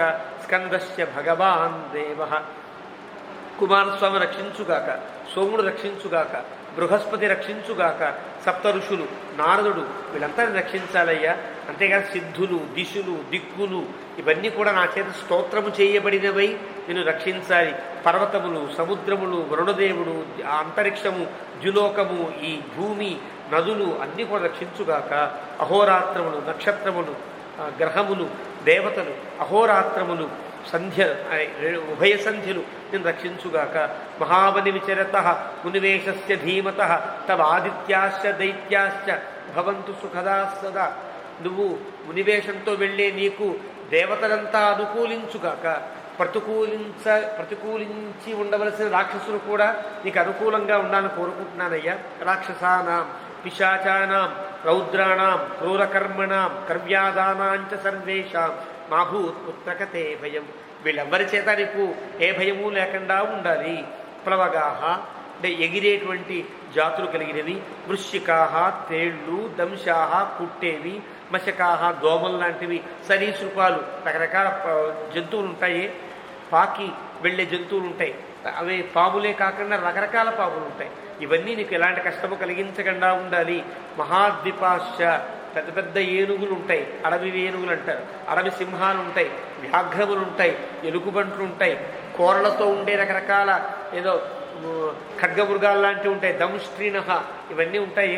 ఇవన్నీ కూడా మహిషాహ శృంగిణ ఇవేవి నీకు ద్రోహం చేయకుండా ఉండుగాక. నృమాంస భోజనాహ రౌద్రాహ మనుషులు పీక్కు తినే దుర్మార్గులైనటువంటి రాక్షస జాతి ఉంటుంది, అదంతా నీకేం కలగకుండా ఉండుగాక. ఆగమాస్తే శివా సంతు సిద్ధ్యంతు చ పరాక్రమా సర్వసంపత్తయే రామ స్వస్తిమాన్ గచ్చ పుత్రక. అన్నీ నీకు మంగళాన్ని కలిగించాలి, నీ మార్గములన్నీ సుగమములు కావాలి. జాగ్రత్తగా వెళ్ళిరా నాయన. స్వస్తితే అంతరిక్షేభ్య స్వస్తి, ఆకాశం నుండి కలిగే అన్ని ఉపద్రవములకు నీకు స్వస్తి కలగాలి. పార్థివేభ్య పునః పునః అంటే భూమి మీద ఉండేటువంటి భూమి సంబంధములైనటువంటి ఉపద్రవాలు నిన్నేమీ అంటకుండా ఉండాలి. సర్వేభ్యశ్చ దేవేభ్య సకల దేవతలు నీకు ఆనందాన్ని కలిగించాలి. పరిపంథిన నీకు శత్రువులు ఎవరు ఉండకూడదు. గురు సోమశ్చ సూర్యశ్చ ధనద యమ పాంతు త్వామర్చితారామ. దండకారణ్యమాశ్రితం దిక్పాలకులు ఎవరు కూడా నీకు ఇబ్బంది కలిగించకూడదు. అగ్ని, వాయువు, ధూమము, మంత్రములు, ఋషి ముఖాచ్యుత వేదమంత్రములు పఠిస్తూ ఉంటారు మహర్షులంతా. ఆ వేదమంత్రములను రక్షించాలి నిన్ను కూడా. ఉపస్పర్శన కాలేతు నువ్వేదైనా తినాలనుకుంటావు కదా, ఏదైనా ఆహారాన్ని తీసుకోవాలనుకున్నా, మంచినీళ్ళు తాగాలన్నా వైదిక మంత్రములన్నీ నీ వెంట ఉండి నేను రక్షించుగాక. సర్వలోక ప్రభువు బ్రహ్మ భూతభర్త తదర్శయ. సర్వలోక ప్రభువైన బ్రహ్మదేవుడు భూతభర్త, భూమిని భరించేటువంటి విరాట్ పురుషుడు అంటారు. ఆయన్ని పరమేష్ఠి అని పిలుస్తారు. అలాంటి భగవంతులంతా రక్షించుగాక. ఏచ శేషాహ సురాహ దక్కిన దేవతలందరూ నీకు అన్ని రకాల క్షేమాన్ని కలిగించుగాక. ఇతి మాల్యై సురగణాన్ గంధైశ్చాపి యశస్విని స్తుతిభిశ్చ అనురూపాభి ఆనర్చ ఆయతలోచన. ఆ విధంగా అన్ని కోరుకుంటూ అక్కడ ఉండే దేవుడి మీద పూజించే మూర్తి ఉన్నదిగా, తిరువారాధన మూర్తి, పుష్పాలు వేసింది, దండం పెట్టింది. జ్వరణం సముపాదాయ బ్రాహ్మణే నమహాత్మన. ఇవన్నీ కోరుకుంటూ హోమం చేసింది. రాముడిని అక్కడ కూర్చోబెట్టి గబగబా హోమం చేయించింది, అందుచేత పూజ చేసింది. చేసిన తర్వాత ఆమయామ విధినా రామమంగళ కారణాత్, రాముడికి మంగళం సమకూరాలి. ఘృతం శ్వేతాని మాల్యాని సవిధ శ్వేత సర్షపాన్ ఉపసంపాదయామాస కౌసల్యా పరమంగన. అక్కడ ఉండే నేతిని, తెల్ల మాలికలు, సవిధలు అని సిద్ధంగా ఉన్నాయి. పట్టాభిషేకాల కోసం అనుకున్నది కదా, అవన్నీ సిద్ధంగా ఉన్నాయి. వారితో హోమం అంతా పూర్తి చేసింది. ఉపాధ్యాయ, అక్కడ కౌసల్య అంతఃపురంలో ఎప్పుడూ ఒక పురోహితుడు ఉంటారు, ఉపాధ్యాయుడు అంటారు. ఆయన విధినాహుత్వా శాంతిం అనామయం జాగ్రత్తగా చేశాడు. ఇదంతా ఆయన వింటున్నాడు. హుతహవ్య అవశేషేణ బాహ్యం బలిమ కల్పయతు. యజ్ఞంలో ఈ విధంగా అయితే హోమం పూర్తయిన తర్వాత భూతబలి వేస్తారో ఆ భూతబలి అంతా కూడా పూర్తి చేశాడు. మధు దధి అక్షత ఘృతై స్వస్తివాచ్య ద్వయాంశత వాచయామాస రామస్య వనే స్వస్య యనక్రియా. మీరిద్దరి మాటలు విన్నారు కదా, ఆయన ఉపాధ్యాయుడు అడవికి వెళ్ళక తప్పట్లేదు రాముడికి, అడవిలో ఎలాంటి కష్టము కలగకుండా ఉండాలి అని మనసా సంకల్పించి పాపం ఆయన జాగ్రత్తగా హోమాదులన్నీ పూర్తి చేసి రాముడికి కూడా ఆశీర్వాదాలు పలికారు. తతస్తస్మై ద్విజేంద్రాయ, అలా ఎంతో శ్రద్ధగా చేసినటువంటి ఆ పురోహితుడికి రామమాత యశస్విని దక్షిణాం ప్రదదౌ కామ్యాం రాఘవంచ ఇదమబ్రవీత్. ఏదైనా కార్యక్రమం పూర్తి కాగానే చేయించిన వ్యక్తికి తాంబూలం ఇచ్చి నమస్కరిస్తే పూర్తవుతుంది. నువ్వు ఉండవయ్యా, ఒక గంట తర్వాత ఇస్తాను అక్కడే కూర్చో అనడానికి వీల్లేదు, కార్యం పాడవుతుంది అని అంటారు. తల్లి తెలిసిన ఆవిడ కాబట్టి వెంటనే ఇదంతా అయిన తర్వాత ముందు ఆ ఉపాధ్యాయుడికి తాంబూలాన్ని ఇచ్చి దండం పెట్టి రాముడితో మాట్లాడుతుంది. అంటే అక్కడికి పని పూర్తి చేసిందని లెక్క. అంటే ఆవిడకి ఎంత నీతి ఎంత నియమం తెలుసో మనకు అర్థమవుతుంది. ఆ రకంగా తాంబూలం ఇచ్చింది, ఇచ్చి రాముడితో మాట్లాడుతోంది. ఇలాగా యన్మంగళం సహస్రాక్షే సర్వదేవ నమస్కృతే వృత్రనాశే సమభవతు తత్తే భవతు మంగళం. నీకు మంగళమవుగాక రామ. సర్వదేవ నమస్కృతే వృత్రనాశే సమభవతు తత్తే భవతు మంగళం. దేవతలంతా ఏది గొప్పగా కోరుకున్నారో ఆ గొప్పగా కోరుకున్న వృత్రాసుర వధని పూర్తి చేసిన సహస్రాక్షుడు దేవేంద్రుని పట్ల దేవతలంతా ఎంత సుముఖులై దేవేంద్రుడు బాగుండాలని సంకల్పించారో అలాంటి మంగళం నీకు అవుగాక. అంతేనా? యన్మంగళం సుపర్ణస్య వినతా అకల్పయత్ పుర అమృతం ప్రార్థయానస్య తత్తే భవతు మంగళం. అమృతాన్ని ఆహరించి తీసుకుని వచ్చి తల్లికి ఇవ్వాలనుకున్నప్పుడు ఆ గర్భవంతుడి యొక్క ప్రయత్నాన్ని ఆ తల్లి ఎలా మంగళాశాసనం చేసిందో అలా నీకు ఆ మంగళం నీకు అవుగాక, అంటే నీకు విజయం కలుగుగాక. అమృతోత్పాదనే దైత్యాన్ ఘ్రత వజ్రధరస్యయతు అదితిర్మంగళం ప్రాదాతు. దేవతలందరి అమృతాన్ని సంపాదించే ప్రయత్నంలో విజయాన్ని పొంది రాక్షసులని అణచినటువంటి దేవేంద్రుడికి అదితి ఏ రకమైనటువంటి మంగళాన్ని సమకూర్చిందో ఆ మంగళం నీకు అవుగాక. అంతేకాకుండా త్రీన్ విక్రమాన్ ప్రక్రమతో విష్ణో అమిత తేజస యదాసీన్ మంగళం రామ తత్తే భవతు మంగళం. ఈ మూడు లోకములను కొలిచేటప్పుడు పరమాత్మ త్రివిక్రముడై లోకాన్ని కొలిచేటప్పుడు ఆ కొలిచే సమయంలో సకల దేవతలంతా ఏ పాదములకు మంగళాశాసనం చేశారో ఆ మంగళము నీకు కలుగుగాక. అర్థవ ఋతువులు, సముద్రములు, ద్వీపములు, వేదములు, లోకములు, దిక్కులు ఇవన్నీ నీకు మంగళాన్ని సమకూర్చాలి అంటూ రామం ఆయతలోచన. ఇంత చెప్తూ ఉంటే ఆవిడ ఆయతలోచన అంటే చాలా ఆనందపడుతుంది. ఇంత దీవెన చేశారు కాబట్టి రాముడికి ఇంకేం కాదు అనుకుంటుంది పిచ్చితల్లి కదా. సాధారణంగా అలాగే కదా, నేను దీవించాను రాముడికి ఏం కాదు, ఇంత హోమం చేయించా రాముడికి కష్టం కలగదని ఆనందంతో ఆయతలోచన అన్నాడు వాల్మీకి అని అంటారు. కళ్ళు ఇంతంత చేసుకుని చాలా ఆనందంగా దీవించింది రాముణ్ణి. అలా అని తర్వాత ఓషధీంచాపి సిద్ధార్థాం విశల్యకరణీం శుభాం చకారరక్షాం కౌసల్య మంత్రై అభిజజాపచ. ఒక సిద్ధార్థములంటే ఒక నువ్వులు అని అంటారు, ఒక విశల్యకరణి అని అంటారు. ఒక తాయెత్తు కడతా ఉంటుంది, అలాంటి మూలికలు కడతారు. మూలిక మణిబంధనం అని అంటారు. ఆ రోజుల్లో మణిబంధనములని మూలికలు కట్టేవారు, చేతులకి అది కట్టేవారు.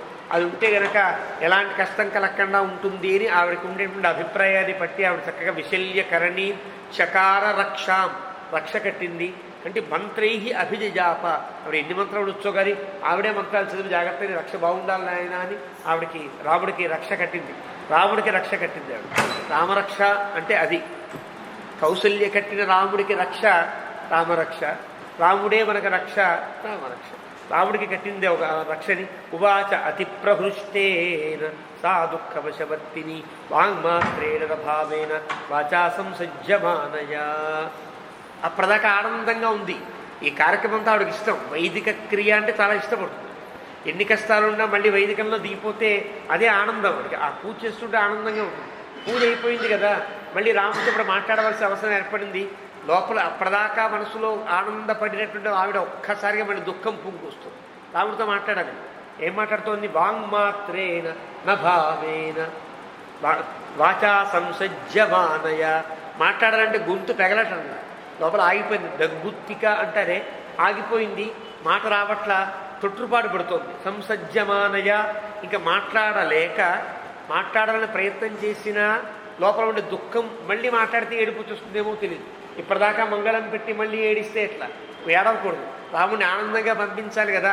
మళ్ళీ ఆ ఏడుపు రాకుండా ఉండడం కోసం తొట్టుపాటు పడుతూ దిగమింగుకుని ఆనమ్య మూర్ధ్ని చాఘ్రాజ పరిష్వజ్య యశస్విని. రాముడు పొడుగ్గా ఉంటాడు. రాముడు కౌశల్య కంటే ఎత్తేమో. వంగరా బాబు అంది, వెలగా సైగ చేసింది. రాముడు వంగాడు, శిరస్సు మీద ఆఘ్రానించి ముద్దు పెట్టుకుంది. చాలా ఆడు కోరిక తీరలా గాఢంగా కౌగిలించుకుంది. పరిష్వజ్య యశస్విని అవదతు పుత్ర సిద్ధార్థ గచ్చ రామయథా సుఖం అనగలిగి ఇంకేం లేకపోయింది. జాగ్రత్తగా సుఖంగా వెళ్ళిరా నాయనా అన్ని బాధపడింది పాపం. అరోగం సర్వసిద్ధార్థం అయోధ్యాం పునరాగతం పశ్యామి త్వాం సుఖం వత్స సుస్థితం రాజవర్త్మని. జాగ్రత్తగా మళ్ళీ తిరిగి రావాలి, నిన్ను నేను చూడాలి, రాజా మార్గములన్నీ కూడా నీ యొక్క స్వాగతోత్సవంలో నిండిపోవాలయ్యా అన్నట్లుగా ప్రణష్ట దుఃఖ సంకల్ప హర్ష విద్యోతితానన ద్రక్ష్యామి త్వాం వనాత్ ప్రాప్తం పూర్ణచంద్ర విబోధితం. ప్రణష్ట దుఃఖ సంకల్ప, ఇప్పటిదాకా దుఃఖము కలుగుతుంది అనే సంకల్పం నశించిపోయింది ఆవిడకి. ఇంకా దుఃఖము కలుగుతుందనే అభిప్రాయాన్ని పక్కన పెట్టి హర్ష విద్యోతిత ఆనన అంటే లోపల ఆనందమే ఉప్పొంగుతూ ఉంటే ఆనందంతో నిండినటువంటి ముఖము కలిగినదై ఆవిడ నేను మళ్ళీ చూస్తాను రామా. పూర్ణచంద్ర విబోధితం, పున్నమి నాడు చంద్రుల్లా ఉండే నీ యొక్క ముఖాన్ని నేను 14 ఏళ్ల తర్వాత చూస్తాను. భద్రాసనగతం రామ వనవాసాదిహాగతం ద్రక్ష్యామి చ పునస్త్వాంతు తీర్ణవంతం పితుర్వచ. నువ్వు తీర్ణ ప్రతిజ్ఞుడవై తండ్రి యొక్క మాట విని వనవాసం పూర్తి చేసుకుని మళ్ళీ రావాలి, చూస్తాను. మంగళై ఉపసంపన్న వనవాసాదిహాగత వధ్వా మమ చ నిత్యం త్వం కామాన్ సంవర్ధయాహి భో. ఆమె సీతమ్మ వెళుతుందని ఇవిడ ఊహించల కదా. సీత వెళ్ళవలసిన అవసరం కూడా లేదు కదా. సీత ఇక్కడే ఉంటుంది అనుకుంటూ ఆవిడ అంటోంది, మళ్ళీ నువ్వు వచ్చేటప్పటికీ నాతో సీతతో ఆనందంగా ఉండాలయ్యా, ఆ రోజులు కావాలని కాంక్షిస్తున్నా, జాగ్రత్తగా వెళ్ళిరా. మయార్చితా దేవగణా శివాదయ. నేను ఇప్పటిదాకా అందరి మీద వాళ్ళు మంగళం చేయాలి వీళ్ళ మంగళం చేయాలి అన్నానే, అలాంటి దేవగణాదులు శివాదులందరూ, శివుడు సూర్యుడు బ్రహ్మ వీరందరూ కూడా నీకు క్షేమాన్ని కలిగించాలి. మహర్షయ మహర్షులంతా కూడా భూత మహాసురోరగా పంచభూతములు సురులు ఉరగములు అన్నీ కూడా నీకు వనం చిరాయతే హితాని కాంక్షంతు దిశశ్చ రాఘవ. నీకు ఇవన్నీ మంగళాన్ని సమకూర్చాలయ్యా. ఇతీవచ అశ్రు ప్రతిపూర్ణలోచన సమాప్య చ స్వస్యయనం యథావిధి ప్రదక్షిణం చైవ చకార రాఘవం పునశ్చాపి నిపీడ్య సస్వజే. అన్నీ కళ్ళు నీళ్లు గుప్పుతుంటే ఎదురుకుండా ఉండకూడదు కదా. ఎదురుకుండా ఉంటే మళ్ళీ ఏడుస్తోందని మళ్ళీ రాముడు బాధపడతాడేమో అని వెనక్కి వెళ్ళిపోయింది రాముడికి. అది ప్రదక్షిణ రూపంగా వెళ్ళి రాముడికి ప్రదక్షిణం చేయవచ్చు నా కౌసల్య చేసింది. ఇక్కడ ఎందుకు చేసింది అంటే పెద్దలు చెప్పారు, ప్రదక్షిణం చెయ్యాలని కాదు. తన ముఖాన్ని చూస్తే రాముడు మళ్ళీ బాధపడతాడు. వెళ్ళి మంగళాన్ని సమకూర్చుకున్న రాముడు ఇంకా బాధ లేకుండా వెళ్ళిపోవాలి తప్ప మళ్ళీ బాధపడకూడదని మళ్ళీ వెనక్కి తిరిగి రాముడు వెనకాలొచ్చి మళ్ళీ ఈ పక్క నుంచి ఈ గ్యాపులో తన దుఃఖాన్ని ఆపుకొని మళ్ళీ రాముడు ముందుకు వచ్చింది. అది ప్రదక్షిణమైంది అని అంటారు. కాబట్టి చకార ప్రదక్షిణం చేయవ చకార రాఘవం. రాముడు చుట్టూ తిరిగింది. ఎందువల్ల రాముని యొక్క మళ్ళీ ఎప్పుడు చూస్తుంది రాముడు మళ్ళీ కనిపించడు కదా.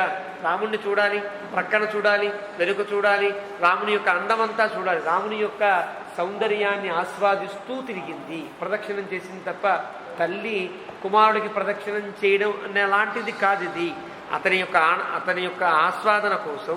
రెండవది అతనికి దుఃఖం కలిగించకుండా ఉండడం కోసం చుట్టూ తిరిగింది. పునః మళ్ళీ ముందుకు వచ్చింది, మళ్ళీ కౌగిలించుకుంది, మళ్ళీ తిరిగింది, మళ్ళీ కౌగిలించుకుంది. వదలలేకపోతోంది రాముణ్ణి. తథాతు దేవ్యా చ కృత ప్రదక్షిణ. చూస్తే తల్లి తన చుట్టూ తిరుగుతోంది కదా. ఆ కృత ప్రదక్షిణ, అలా ప్రదక్షిణాన్ని పొందినటువంటి రాముడు నిపీడ్యమాతు శరణౌ పునః. ఇప్పుడు తల్లి ప్రదక్షిణం చేస్తే అదొక తప్పు ఏర్పడుతుంది కదా. తల్లి చేత తల్లి ప్రదక్షిణం చేయడం ఆవిడిష్టం. రాముడిని దైవంగా తలచిందా లేదా ప్రేమతో తిరిగిందా ఆవిడిష్టం. కానీ రాముడు ఏం చేశాడు, ప్రదక్షిణాలు చేస్తుంటే కాదని తలకాయ ఉంచి కాళ్ళు పట్టుకుని జాగ్రత్తగా కాళ్ళ మీద నమస్కారం చేయడం. అంటే ఏ దోషము లేకుండా తల్లి తనకు ప్రదక్షిణ చేసిన దోషం తనకే అంటరాదు. దానివల్ల తల్లికి వేరొక చింతన కలగరాదు. కొడుకు చుట్టూ ప్రదక్షిణ చేయడం అంటే జరగచ్చు, కొడుకు మీద ఉండేటువంటి అత్యంత అభినివేశం చేత జరుగుతుంది. పరాశర భట్ల వారిని మహానుభావులు ఉన్నారు మన మన సంప్రదాయ ప్రవర్తకులలో. రామానుజుల వారి తర్వాత చాలా గొప్ప వ్యక్తి, చాలా గొప్ప వ్యక్తి. ఆయన యొక్క శ్రీపాద తీర్థం అంటే అందరికీ చాలా గొప్ప. వారి యొక్క శ్రీపాదాల తీర్థం తీసుకోవాలి తహతహలాడుతూ ఉండేవారు అందరూ కూడా. చివరికి తల్లి కూడా, తల్లి తన కుమారుడు కదా, కుమారుడు యొక్క పాదాలు కడిగిన నీళ్ళు తీసుకోవచ్చునా అంటే ఆవిడ అందరికీ ఇస్తున్నాడు మహానుభావుడు. కొడుకుగా చూడలే ఎప్పుడు కూడా, కొడుకుని చాలా గొప్పవాడిగా చూచింది. పరాశర భట్టరంటే లక్ష్మీపుత్రుడు తన కడుపున పుట్టాడు అనుకోలే, సాక్షాత్తుగా లక్ష్మీదేవి యొక్క కుమారుడైన సాక్షాత్తుగా పరమాత్మ యొక్క దివ్యానుగ్రహంతో పుట్టాడని చూచింది తప్ప కన్న కొడుకులా ఎప్పుడు చూడలే. అలాగా పరాశర భట్ల వారు నా కొడని శ్రీపాదతీర్థం ఇవ్వవా అని అడిగితే ఆ తల్లి మాట కాదనలేక రహస్యంగా శ్రీపాద తీర్థం ఇచ్చి తాను మళ్ళీ తర్వాత ఏదో చిన్న ఇది కార్యక్రమం చేసుకునేవారు అని చెప్తారు సంప్రదాయ ప్రవర్తకులు. అంటే తల్లి ఆ భావన కలిగి ఉండే అవకాశం ఉంటుంది. కానీ రాముడి మీద కూడా తల్లికి కౌసల్యకి అంత ప్రియభావన, అంత దైవ భావన ఉంది. రాముడికి తల్లి యందు తల్లి భావన ఉన్నది. నిపీడ్య మాతు చరణౌ పునః పునః. తల్లి ఎలాగైతే పునఃపునః ముహుర్ముహు ప్రదక్షిణం చేసిందో రాముడు కూడా పునఃపునః నిపీడ్య పాదాల మీద పడ్డాడు, నమస్కారం చేశాడు, మళ్ళీ నమస్కారం చేశాడు, మళ్ళీ పాదాలు ఒత్తాడు, మళ్ళీ నమస్కారం చేశాడు. అలాగా రాముడు తన యొక్క తనయత్వాన్ని నిరూపించుకున్నాడు. తల్లి తన యొక్క ప్రేమను ప్రకటించుకుంది. జగామ సీతా నిలయం మహాయశా సరాఘవ ప్రజ్వలిత స్వయాశ్రియ. అలాగా తల్లి దగ్గర అనుమతి తీసుకుని సీతానిలయం మహాయశా, సీత ఉండే చోటుకి రాముడు బయలుదేరాడు. సరాఘవ ప్రజ్వలిత స్వయాశ్రియ. సీతమ్మ దగ్గరికి వెళ్ళేటప్పుడు ఎలా ఉన్నాడు? ప్రజ్వలిత శ్రియా స్వయ. తనదైనటువంటి చాలా గొప్ప తేజస్సుని పొందాడు. తేజస్సును పొంది చాలా ఇంకా ఉత్సాహంగా, అమ్మయ్య అమ్మ మాట వినదేమో అనుకున్నా, అమ్మని ఓదార్చలేనేమో అనుకున్నాను, అమ్మని ఓదార్చగలిగా కదా అనే తృప్తితో మరింత ప్రకాశిస్తూ రాముడు సీతానిలయానికి వెళుతున్నాడు, సీత ఉండే చోటుకి వెళుతున్నాడు అంటూ వాల్మీకి 25వ సర్గని ముగించాడు.